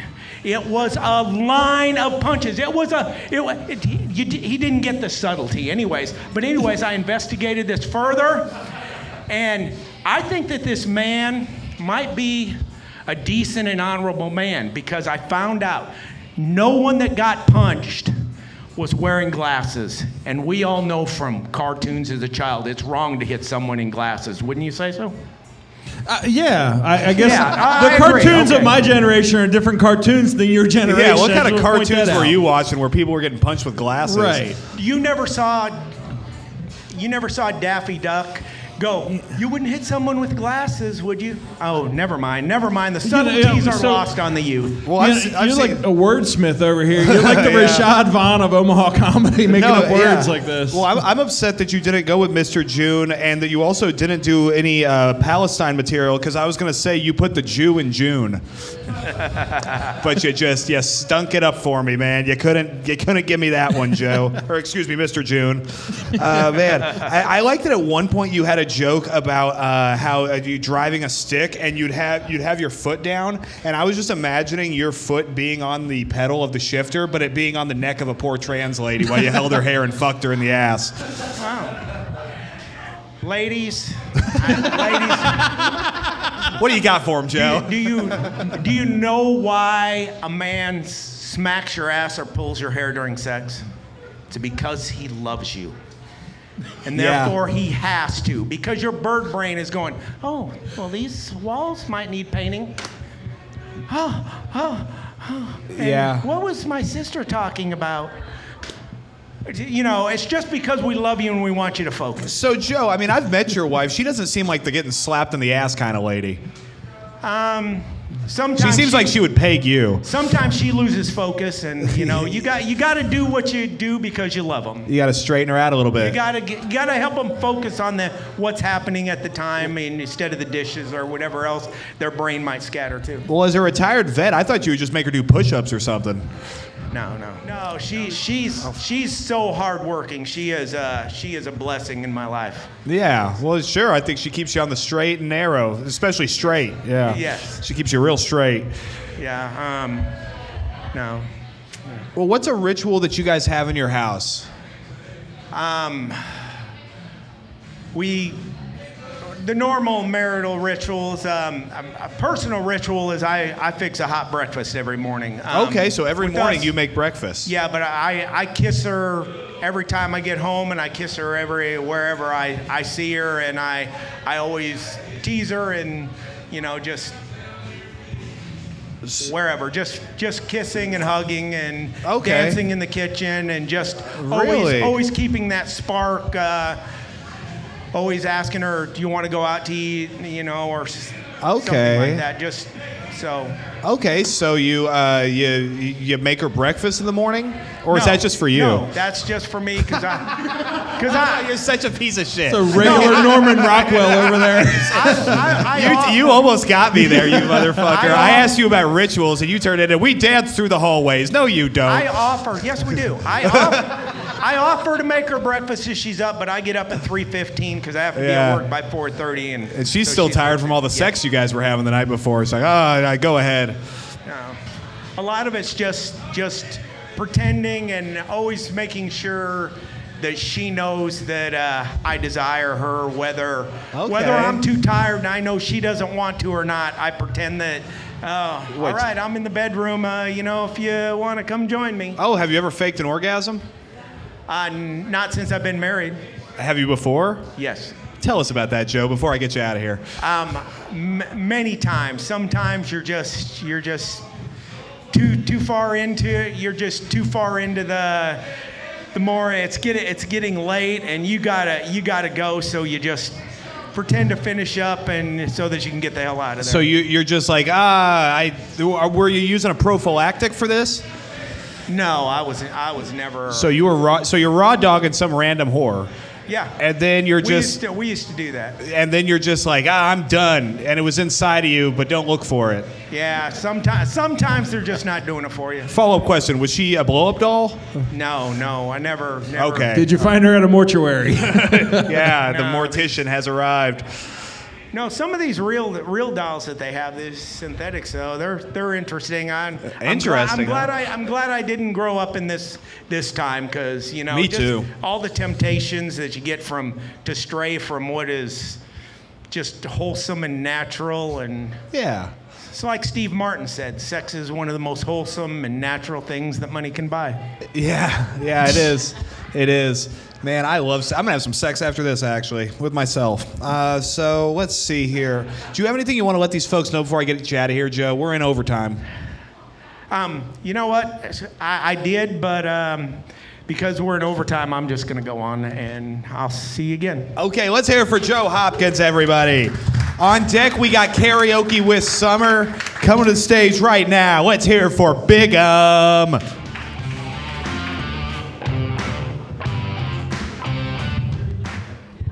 All right, so like I was saying, I took my first airplane ride. I was already nervous because I had never been on an airplane. Normally you go up to the runway and they stop. This sumbitch didn't even hesitate, he just gunned it. So I'm like, okay, here we go. And then we get up in the air. I'm freaking out, man, I ain't never been in an airplane. So we get these seats right next to the emergency exit. So it's like seat, empty spot, and then the people behind us. So we get up in the air and I'm chilling. Next thing I know, it's like, thump. Now being a fat guy, this is a problem because my stomach shifted. And that puts me in a spot where gravity takes effect and there ain't shit right here. And I'm over here just grabbing for shit because he's turning. It didn't work out too well. So he leveled out, I leveled out, everything was good, but now I had to pee. Them aisles are small for a fat dude. It doesn't matter. You can't walk straight because it's too small. So I had to zigzag it. And in the process, I'm smacking people with my belly and then I'm fucking twerking on them. God damn, this dude over here got pissed off because he ordered a $14 beverage. Now he's wearing it all over the front because I fucking... It's ridiculous. So then I get to the bathroom, right? And I get the door open and I get inside. And then the motherfucker turns again. Boom. Puts me up against the wall, except for this time, I drop my phone. I'm like, shit. So I go to grab my phone, and in the process, I hit the flush button. Anybody ever flushed an airplane toilet? That shit got a hold of my belly, just, yeah, I'm stuck. I'm stuck, dude. This fucking flap needs to shut. So I'm beating on the door. I'm hollering for help, man. Finally, the flap shuts. As I get popped loose, a fucking fart in the damn air was, oh. Was it quick? That's about what it sounded like.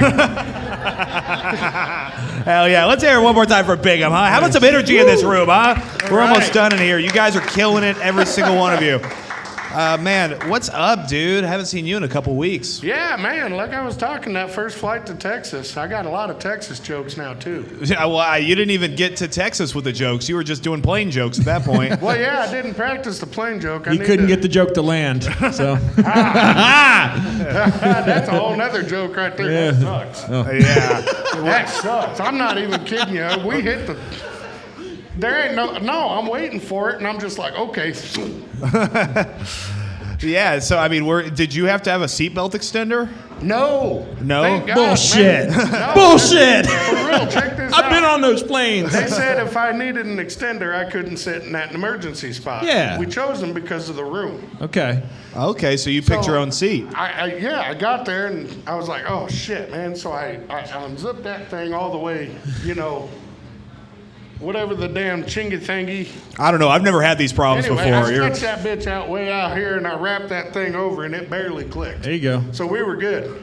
You know, one thing I noticed, I flew this week for the first time since November, and since Boeing has had all the issues with whistleblowers, nobody's sitting in the emergency exit rows anymore. Like, they used to be the first ones filled up. They were the last ones to fill up, and nobody wanted to sit there, so. Oh, man. Thanks, whistleblowers. You did something good. Yeah. The only thing I could think was if something happened, we're the first people to get sucked out this motherfucker. Oh, you ain't fitting through that door. You're going to plug that door and save the entire we found plane. out with the toilet. It's just going to be a Boeing If it was a 737, yeah, that's the size of a door right there. Yeah, I'm saying. You're just gonna see Bigum's butt crack just sticking out the door. It's gonna have to change the name to Big Plug.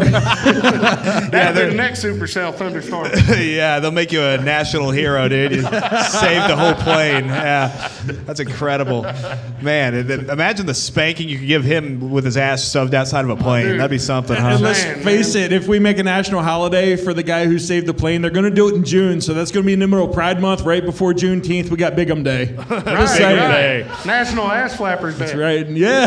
Because that'd be the. So you went out to Texas. Did you do any spots while you out there?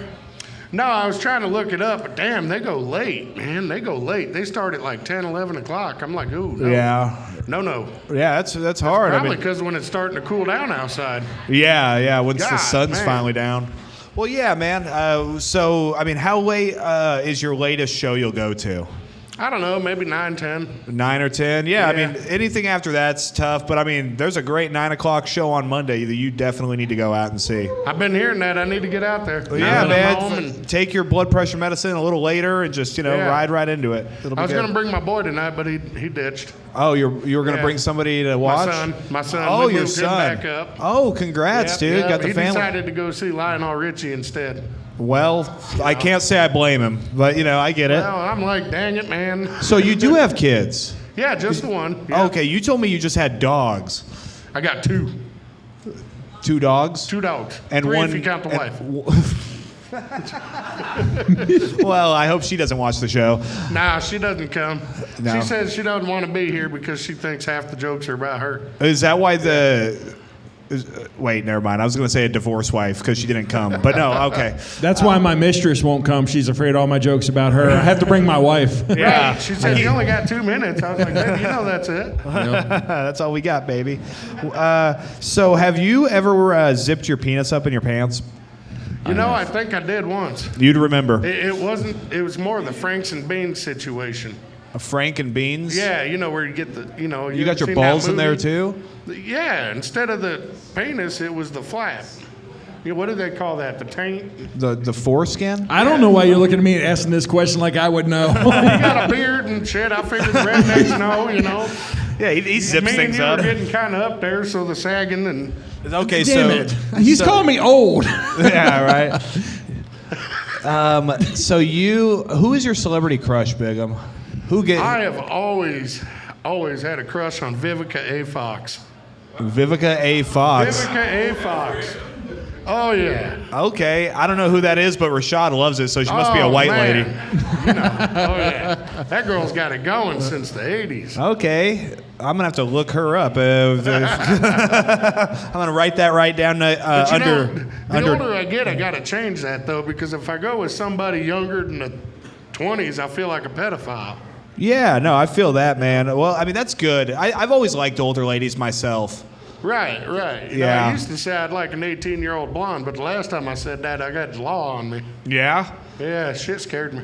Yeah. Well, yeah, 18-year-olds. I mean, they can't even drink. No, and I'm getting 40, so Yeah. now Well, I'm you're just getting gonna look 40. like that perverted bus driver. Perverted bus driver.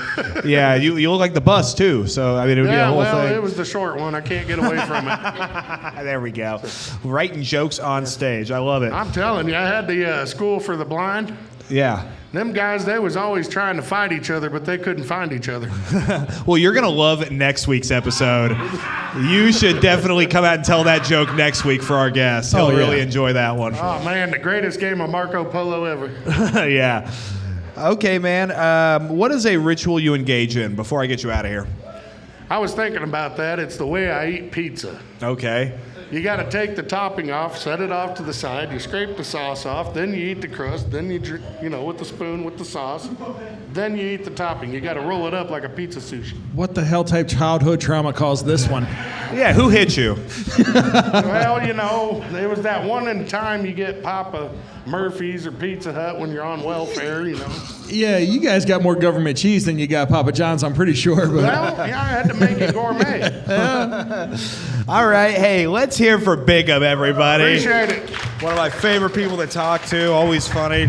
All right, on deck we have Zach Meekum, our final comedian of the night. But right now, the man you are about to see is not a comedian, but is one of the funniest human beings I have ever known. Over a lifetime, he has memorized thousands of songs, but has never once learned how to sing.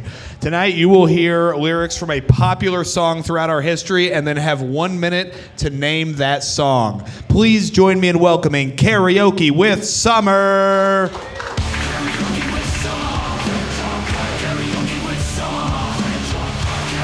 with By the time we got to Woodstock, we were 500,000 strong, and everywhere was a song and a celebration. And I dreamed I saw the bomber jet planes riding shotgun in the sky, turning into butterflies above our nation. 1 minute on the clock, please. All right, you now have 1 minute to name that song. That was a whole verse, too. I actually know this one. Do you? No. No, I didn't write it. Did you not listen to the intro? Country Joe and the Fish. Yeah, they were at Woodstock. Oh, wow. I thought Joe just No, that's described correct. himself in the Give lake. me an F. Country Joe and the fish. Country. That's what he does when he goes out to the lake. Man, we are killing over here. We need to start cutting the mics to other people. Man. Probably, yeah. All right, 20 seconds. It's a Woodstock song. Sing it one more time for our crowd, please. By the time we got to Woodstock, we were 500,000 strong, and everywhere was a song and a celebration. And I dreamed I saw the bomber jet planes riding shotgun in the sky, turning into butterflies above our nation. Time's up.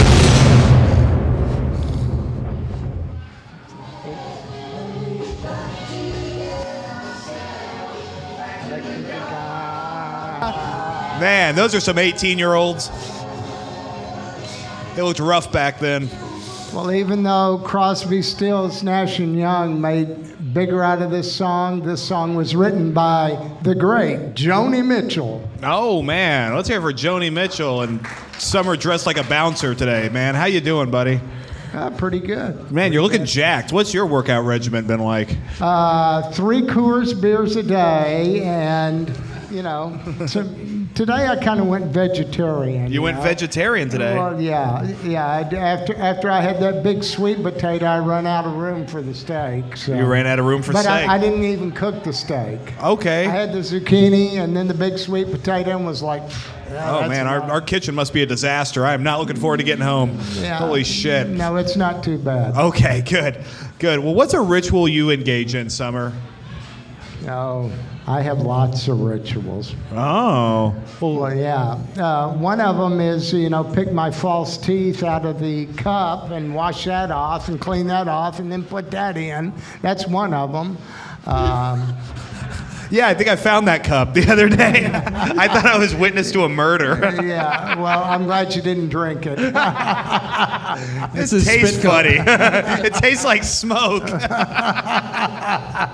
Yeah, it probably has a little cigar residue on it, certainly.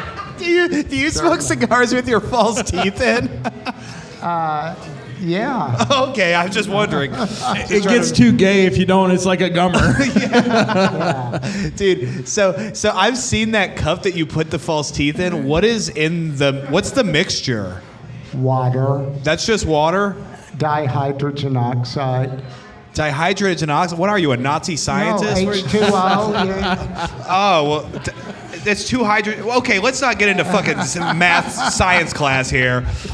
So you put it in water. Yeah, put it in water. Okay, because I mixed it with my whiskey and it tasted terrible. So I'm glad we got to the bottom of that. Yeah, that way the toothbrush can clean it all off, when it's wet, and then you wash it out, and then boom. So your main ritual is taking your teeth out or putting them in? Putting them in. So that's how you first thing in the morning. First thing in the morning, you wake up, you put your teeth in. Yeah. I don't want to argue with you, but I thought the first thing you did in the morning was go, ah! No, it's usually go to the bathroom, and then the cup is right there, so I can, kind of... And you don't want to put the wrong thing in the wrong cup. Well, it depends on how the time is going. If the time's quick, we run it all together. Okay, so you're peeing while you're taking the false teeth out, putting them in, and then you're going, ah, and then you come out. I mean, what time are you getting up in the morning now? Well, it depends on if my alarm went off or it's Addy going to, it's 7:55 Summer, and I'm like, holy. Yeah, it's always fun to be your alarm. Oh, man, because sometimes you get up before I do, and you have breakfast made in the morning.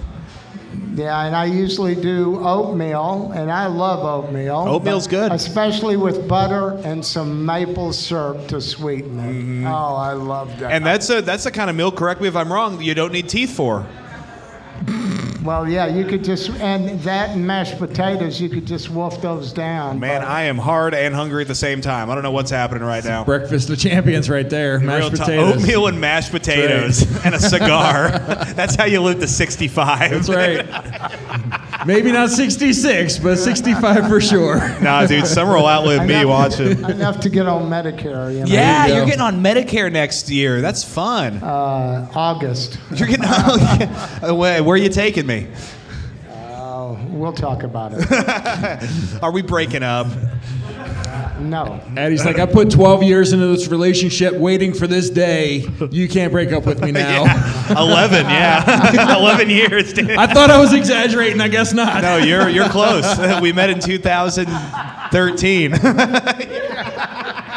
This was all my plan, dude. Quik Draw, Omaha, Clem, the Sydney, all of this came to this moment. Right. Yeah, the Sydney. I got 25 more years till I'm on Medicare. That's why he's keeping me around. Yeah. Replacement for summer. That's right. I need my Medicare. I'm like a Medicare sugar baby. I just find older men to to get on Medicare, and then I take their false teeth and smoke all their cigars. There you go. Who is your celebrity crush? Living or dead, obviously. Living or dead. Well, I tell you, in the 70s, I liked Pam Dauber. Pam Dauber? She was on the Mork and Mindy show with Robin Williams. Oh, was she Mindy? Yes. Okay. Because he was Mork, yes. He was Mork, and then he was dead from autoerotic asphyxiation. Yeah, she was pretty hot. You know, I could see how a comedian would, like, eventually just have to, like, choke themselves with a doorknob to get off. Because, like, the more you do stand-up, the less of a thrill you get in life. And you're like, oh, I don't want just sex. I want a leather belt around my neck listening to Sade. That's how I get off. Okay, well, I try to open up to this crowd here. I try to open up, and it's Fuck Addy Day around the office, I see. The water cooler talk, or the vodka cooler talk, if I could be completely honest about all this. Yeah. So you've worked some service industry in your day, haven't you? I mean to tell you. What's the last service industry job you had? Well, I guess I was at the Iowa Playhouse, you know, reading people's ID and putting bands on. I mean, that was service industry. Well, I think that was more security. What was the job you had before that? The job I had before that, when I was in Arkansas? Yeah. Yeah, I was a bathroom attendant at a strip club. Yeah, that was more of service industry. It's all tip-based. It was all tip-based, and plus, with the urinals that they had at that particular club, they were the wrong ones, so of course, you know, I had to mop up under everybody because everybody pissed on the floor. Yeah, guys are real bad at aiming their dicks, I've noticed. Well, they were poor urinals. They were. So it was more of a urinal structural issue than anything, Yeah, right? it was more, and many plumbing guys came in there and go, did you know these are the wrong urinals here? And I'm like, no shit. Yeah, like you're Mr. Paper Moon. Like, Yeah. no, I'm your like- last name's Wynn, not Moon. Yeah, I mean, you Wrong know, cult. but I had a lot of fun doing it, and that was a job you could drink on. Yeah. Right, and then one night, they bought 8 pints of Guinness. Who did? Yeah, the different customers, and of course I drank them all. You drank them all. Yeah. Okay, so you had 8 pints of Guinness during Now how he doesn't long was work that? there. 8 pints of Guinness, and then, you know, I mean, good thing there's not too many cops out at 5 a.m., you know. Yeah, they're all at the strip club. Yeah. So so you're drinking on the job. 8 pints of Guinness, you say. In one night. You know, yeah. one of my favorite memories of you is when the doctor prescribed you that heart medication. Oh, brother. Yeah. So yeah, they. Well, yeah, it was, my blood pressure was 245 over 180. So they said, here, take this pill in the office. So I took the pill in the office. Oh yeah, once the girl came and took my blood pressure and had those numbers, then the room filled up, doctor and all. So They came in with notepads and stuff, huh? Oh yeah, they were like, do you have a headache? No. Do you have, are any of these other things wrong? No. What's the big deal? Well, you're 245 over 180. You're like this close to cardiac arrest. And that's just you walking around. I'm like, and they gave me that pill, and it didn't do anything. And then he said, okay, we've called your prescriptions into Walgreens where you designated over off Rodney Parham, which was close to the doctor. And he said, make sure before you leave that parking lot, you take those pills. So they were promoting you doing drugs and driving. Yeah. Wow. Well, good thing I didn't have far to drive home, as you know, because, I mean, they knocked me out. Yeah. I mean, what'd you do to stay awake that night? Well, that night, nothing. I went to sleep. And then you and other people were trying to talk me out of going to work the next night. Well, because we love you. Yeah, and I was like, miss work? Hell no. Were you able to stay up that night at all? No, I'm not going into that. Okay, all right. Let's hear it for Karaoke with Summer, everybody. Listen, guys, we are down to our final comedian, guys. This is it. I want all of your love, all of your energy, all your noise. Blow the roof off this place for Zach Meekum.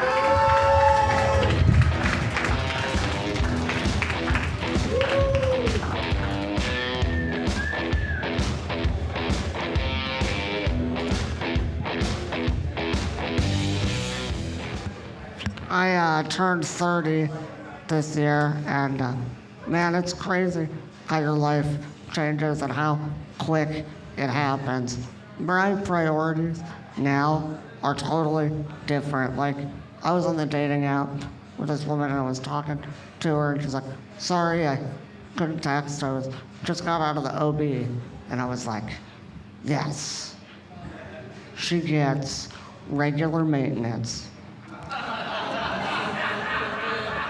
And that's not sexist, okay? Because I have a medical professional pop the hood and check my fluids every now and again, too. You don't want to get a leaky tailpipe in the middle of a joyride, all right? That's how you get traded in for a new model.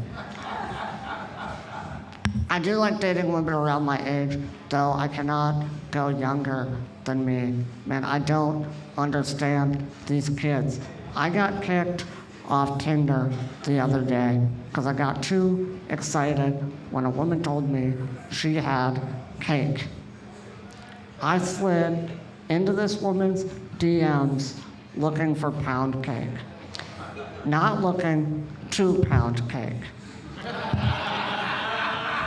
And that miscommunication is on her, okay? It's socially acceptable to want to put cake in your mouth. Dating apps, man, though, they're so low effort, I can't stand it. Talking to people on dating apps is like talking to preschoolers that just learned their letters and they want to show you how many they know. H, R, U, W, Y, D. Why don't you use words? We have ChatGPT autocorrect. You don't even have to be literate to pretend like you are, all right? I can't carry groceries, and you expect me to carry our conversations for the rest of our lives? I'm not having it. All right, thank you very much. Hey, let's hear for Zach Meekum, everybody. Coming in and closing out the show, man. How you doing, Zach? Good, I didn't know I was gun shy. I know, right? Yeah, whenever that timer goes off, it's just a whole thing, and then there's no shutting it off. It's like the nuclear countdown. That's right. How you doing, buddy? Good, I'm glad I made it to my punchline. Me too, man. Yeah, you had several punchlines tonight, man. How long you been doing stand-up? I'd say a year and a half, cumulatively. A year and a half. Wow. Hey, that's not bad, dude. Yeah. So a year and a half, what got you into this? I was in improv in college. Okay. And a couple of my friends were doing stand-up, and they were like, dude, you're really funny. You can think on your feet. Do stand-up. Yeah. That's, Did they say think on your feet? yeah, they did. Okay. It's ironic. Yeah, sure. Well, yeah. No, like I got a blind buddy. I'm like, you've got to see this, and I always feel like a dick right after I say it. I'm like, you know what I mean? Here. Oh yeah, right on the tips of my wheels. Yeah, man. You've been doing stand up a year and a half. I've seen you one time out in at Teehee's at the open mic, and yeah, you were very funny. What I like about you is you have what we in the business call jokes. which is something a lot of people really seem to struggle with at a year and a half, but you have a firm grasp of it. Yeah, dude, my toxic trait is like listening to people on Instagram try to do comedy and go, that's a premise, not a joke. Yeah. There's a difference. Exactly, yeah. It's setup and punchline. I'm right here, guys. Why are you talking about me like that? That's right. You and Zach and Clem, you guys actually roasted each other, what, a month ago or About something? a month ago, yeah. Yeah, he's a great roaster, dude. Yeah. Oh, thanks. Yeah, Clem's been doing it, what, a year now? Yeah, Stand-up? just over a year on stand-up, yep. Look at that. I mean, this is what the pinnacle of stand-up comedy looks like. These two guys right here starting it, getting it going. I mean, Quik Draw, well, Clem's not a Quik Draw, but nor are you, but, so young in your stand-up to be here on Quik Draw and just be crushing it. Well, thank you. Yeah. Yeah. I've been writing a long time. Okay. And I did theater and improv. So it's like I was preparing for it before I ever did it. You were always kind of a comedian at heart. Yeah. Yeah. I would say that's right. Well, I think comedy is something that people, you either have it or you don't. And I think people that struggle with things in life, comedy can kind of come to them as a way to get through it. So. Yeah, it's a catharsis. Yes. I think my favorite part about doing comedy is like I'll have jokes about, growing up around drugs, right? All the things that I've dealt with, and having people come up and relate to me afterward and be like, yeah, that was my life too. That's so cool. Yeah, the relatability of it. So you say you grew up around drugs? Yeah. That was sort of something that as a kid you were having to deal with? Yeah. Okay. Were you doing them? Or? No. It was kind of around my family. I hate to put her on the spot. My mom is an example of somebody that can turn her life completely around and just really make something. I'm so proud of my mom. Yeah. I grew up around that with my parents and kind of with my grandparents. Yeah, let's give it up for Brenda. Let's hear it for moms, huh? To make the world go around. We don't just have to clap for moms on Mother's Day, guys. This isn't the Sydney. No, I'm sorry, this isn't funny at all. No, that's what we come in here for, man. You say you're 30? Yeah. I'm also 30, so I'm feeling real good. I'm feeling solid. Yeah, because your legs work. Yes, that is correct. We're just like, oh, hey, we're the same age. It could be worse. Yeah, normally I look like a real rough 30. Yeah. I look like a rough any age. Like, it doesn't matter what age. It's just, Yeah. Well, so who are? I'm seriously sitting over here waiting for Addy to ask him what his workout routine is. Because I got a leg day joke, like you skipped leg day or something. I'm just waiting to use it. Well, maybe at the next roast we'll bring that one in. Yeah. So who are your comedic influences? I love Bill Burr. Okay. Taylor Tomlinson. Yeah. Talk about a well-structured joke. I love Taylor Tomlinson, Maria Bamford. I learned a lot about delivery from Ron White. Like, he's not my favorite comic, but that guy can read the phone book and make it funny. Yeah. He's got that twang. And an old school comic. He's been doing it for a while, and it took him a while to pop, which is the thing a lot of people don't realize about stand-up. It's not just this overnight success. It takes a long time. And finding your voice takes forever. Yes. Yeah, finding your voice is tough. Oh, sorry. I thought Clem was going to say something. No, I'm just distracted by the music. It's louder tonight than normal. I know, right? Yeah, they're all on drugs over there. Actually, I think they need to turn their lives around also. Man, so what is a ritual you engage in? 5 words: fresh ground, French pressed coffee. Okay. Every morning. So you're a big coffee guy. I love a good cup of coffee. Okay. Do you ever keep like a percolator on you or anything in the chair? I do have one of those like on-the-go AeroPresses that I keep handy just in case I want to get capped. Okay. Hey, well, there we go. I think we got a coffee maker in there. I might get something going. I don't know if it'd be good enough. You know, I don't know if it's fresh ground. It might actually just be brown cocaine in there. You never know at this More bar. than likely, yeah.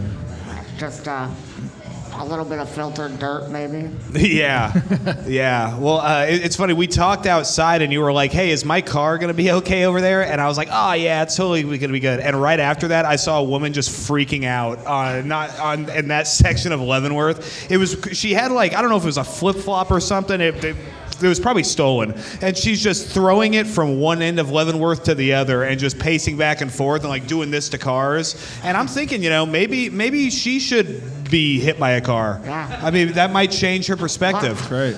I'll tell you something. My minivan is my pride and joy. If I saw that lady doing anything to it, this chair goes full speed right into her. Yeah, take her out.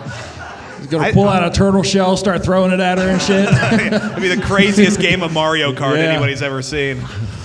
But yeah, no, she wasn't. I didn't see her do anything to your car, but she was over just down at the end of the intersection. Hopefully the drugs have taken her by now, or the police or something. So do you drive? I do. Really? Yeah. How does that work? So it's a joystick just like this one. Okay. Forward, gas, backward brake, left, right, turns the wheel. Okay. Is there a turn signal option for it? Yeah, well, so I have one button that controls the turn signals, the wipers, cruise control. I hold it and it sings to me, and I let it off on the note of the option that I want. Okay, so while you're sitting, sorry, I'm not trying to do a bunch of gear talk or anything, but while you're sitting in the driver's seat, are you in that chair? I'm in this chair. Yeah. So does it like lock into place? Yeah, Or? it's got what's called an easy lock system in it. So there's like a little hook underneath this chair, and I drive in, and it snaps around that hook. Oh my God. And then I hit a button, and it releases that hook for 30 seconds, which gives me time to back out. Have you ever been driving and you weren't locked into place? Twice.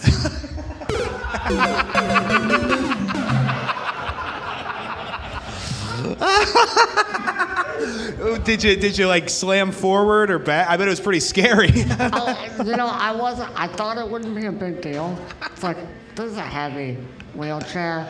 It's not going anywhere. When I rode in vehicles, I went unlocked all the time. Yeah. But that little bit of movement, when your hand is controlling the vehicle, Yeah. is enough. Yeah, it was enough to make you start believing in God again for a second, huh? Man, well, so I mean, obviously you're new to stand-up, but I mean, I've been seeing you around on social media, been hearing great things about you. Is there anything you want to let these folks know about how they can reach you, how they can book you, anything like that? Yeah, follow me on Facebook, Instagram, TikTok, or YouTube, whichever you do. I'm on it. Reach out to me. I would love to do more shows. Yeah. Whatever. Yeah. Well, you did a great job here tonight, man. I mean, good sets, punchy jokes, and of course, a great interview, man. I mean, yeah, you did what I was hoping you would. Thank you, man. I appreciate it. All right. Thank you for having me. Yes, sir. Let's hear it for Zach Beacom, our final comedian of the night, huh? Man, and let's hear it for all of you for coming out here and showing why we own Sunday night, people, all right? All right, okay, as always, make sure you tip our fantastic bartender. Robbie is now taking the helm. Of course, follow Quik Draw Comedy. New episode dropped today on YouTube. You guys have been fantastic. Have a good night.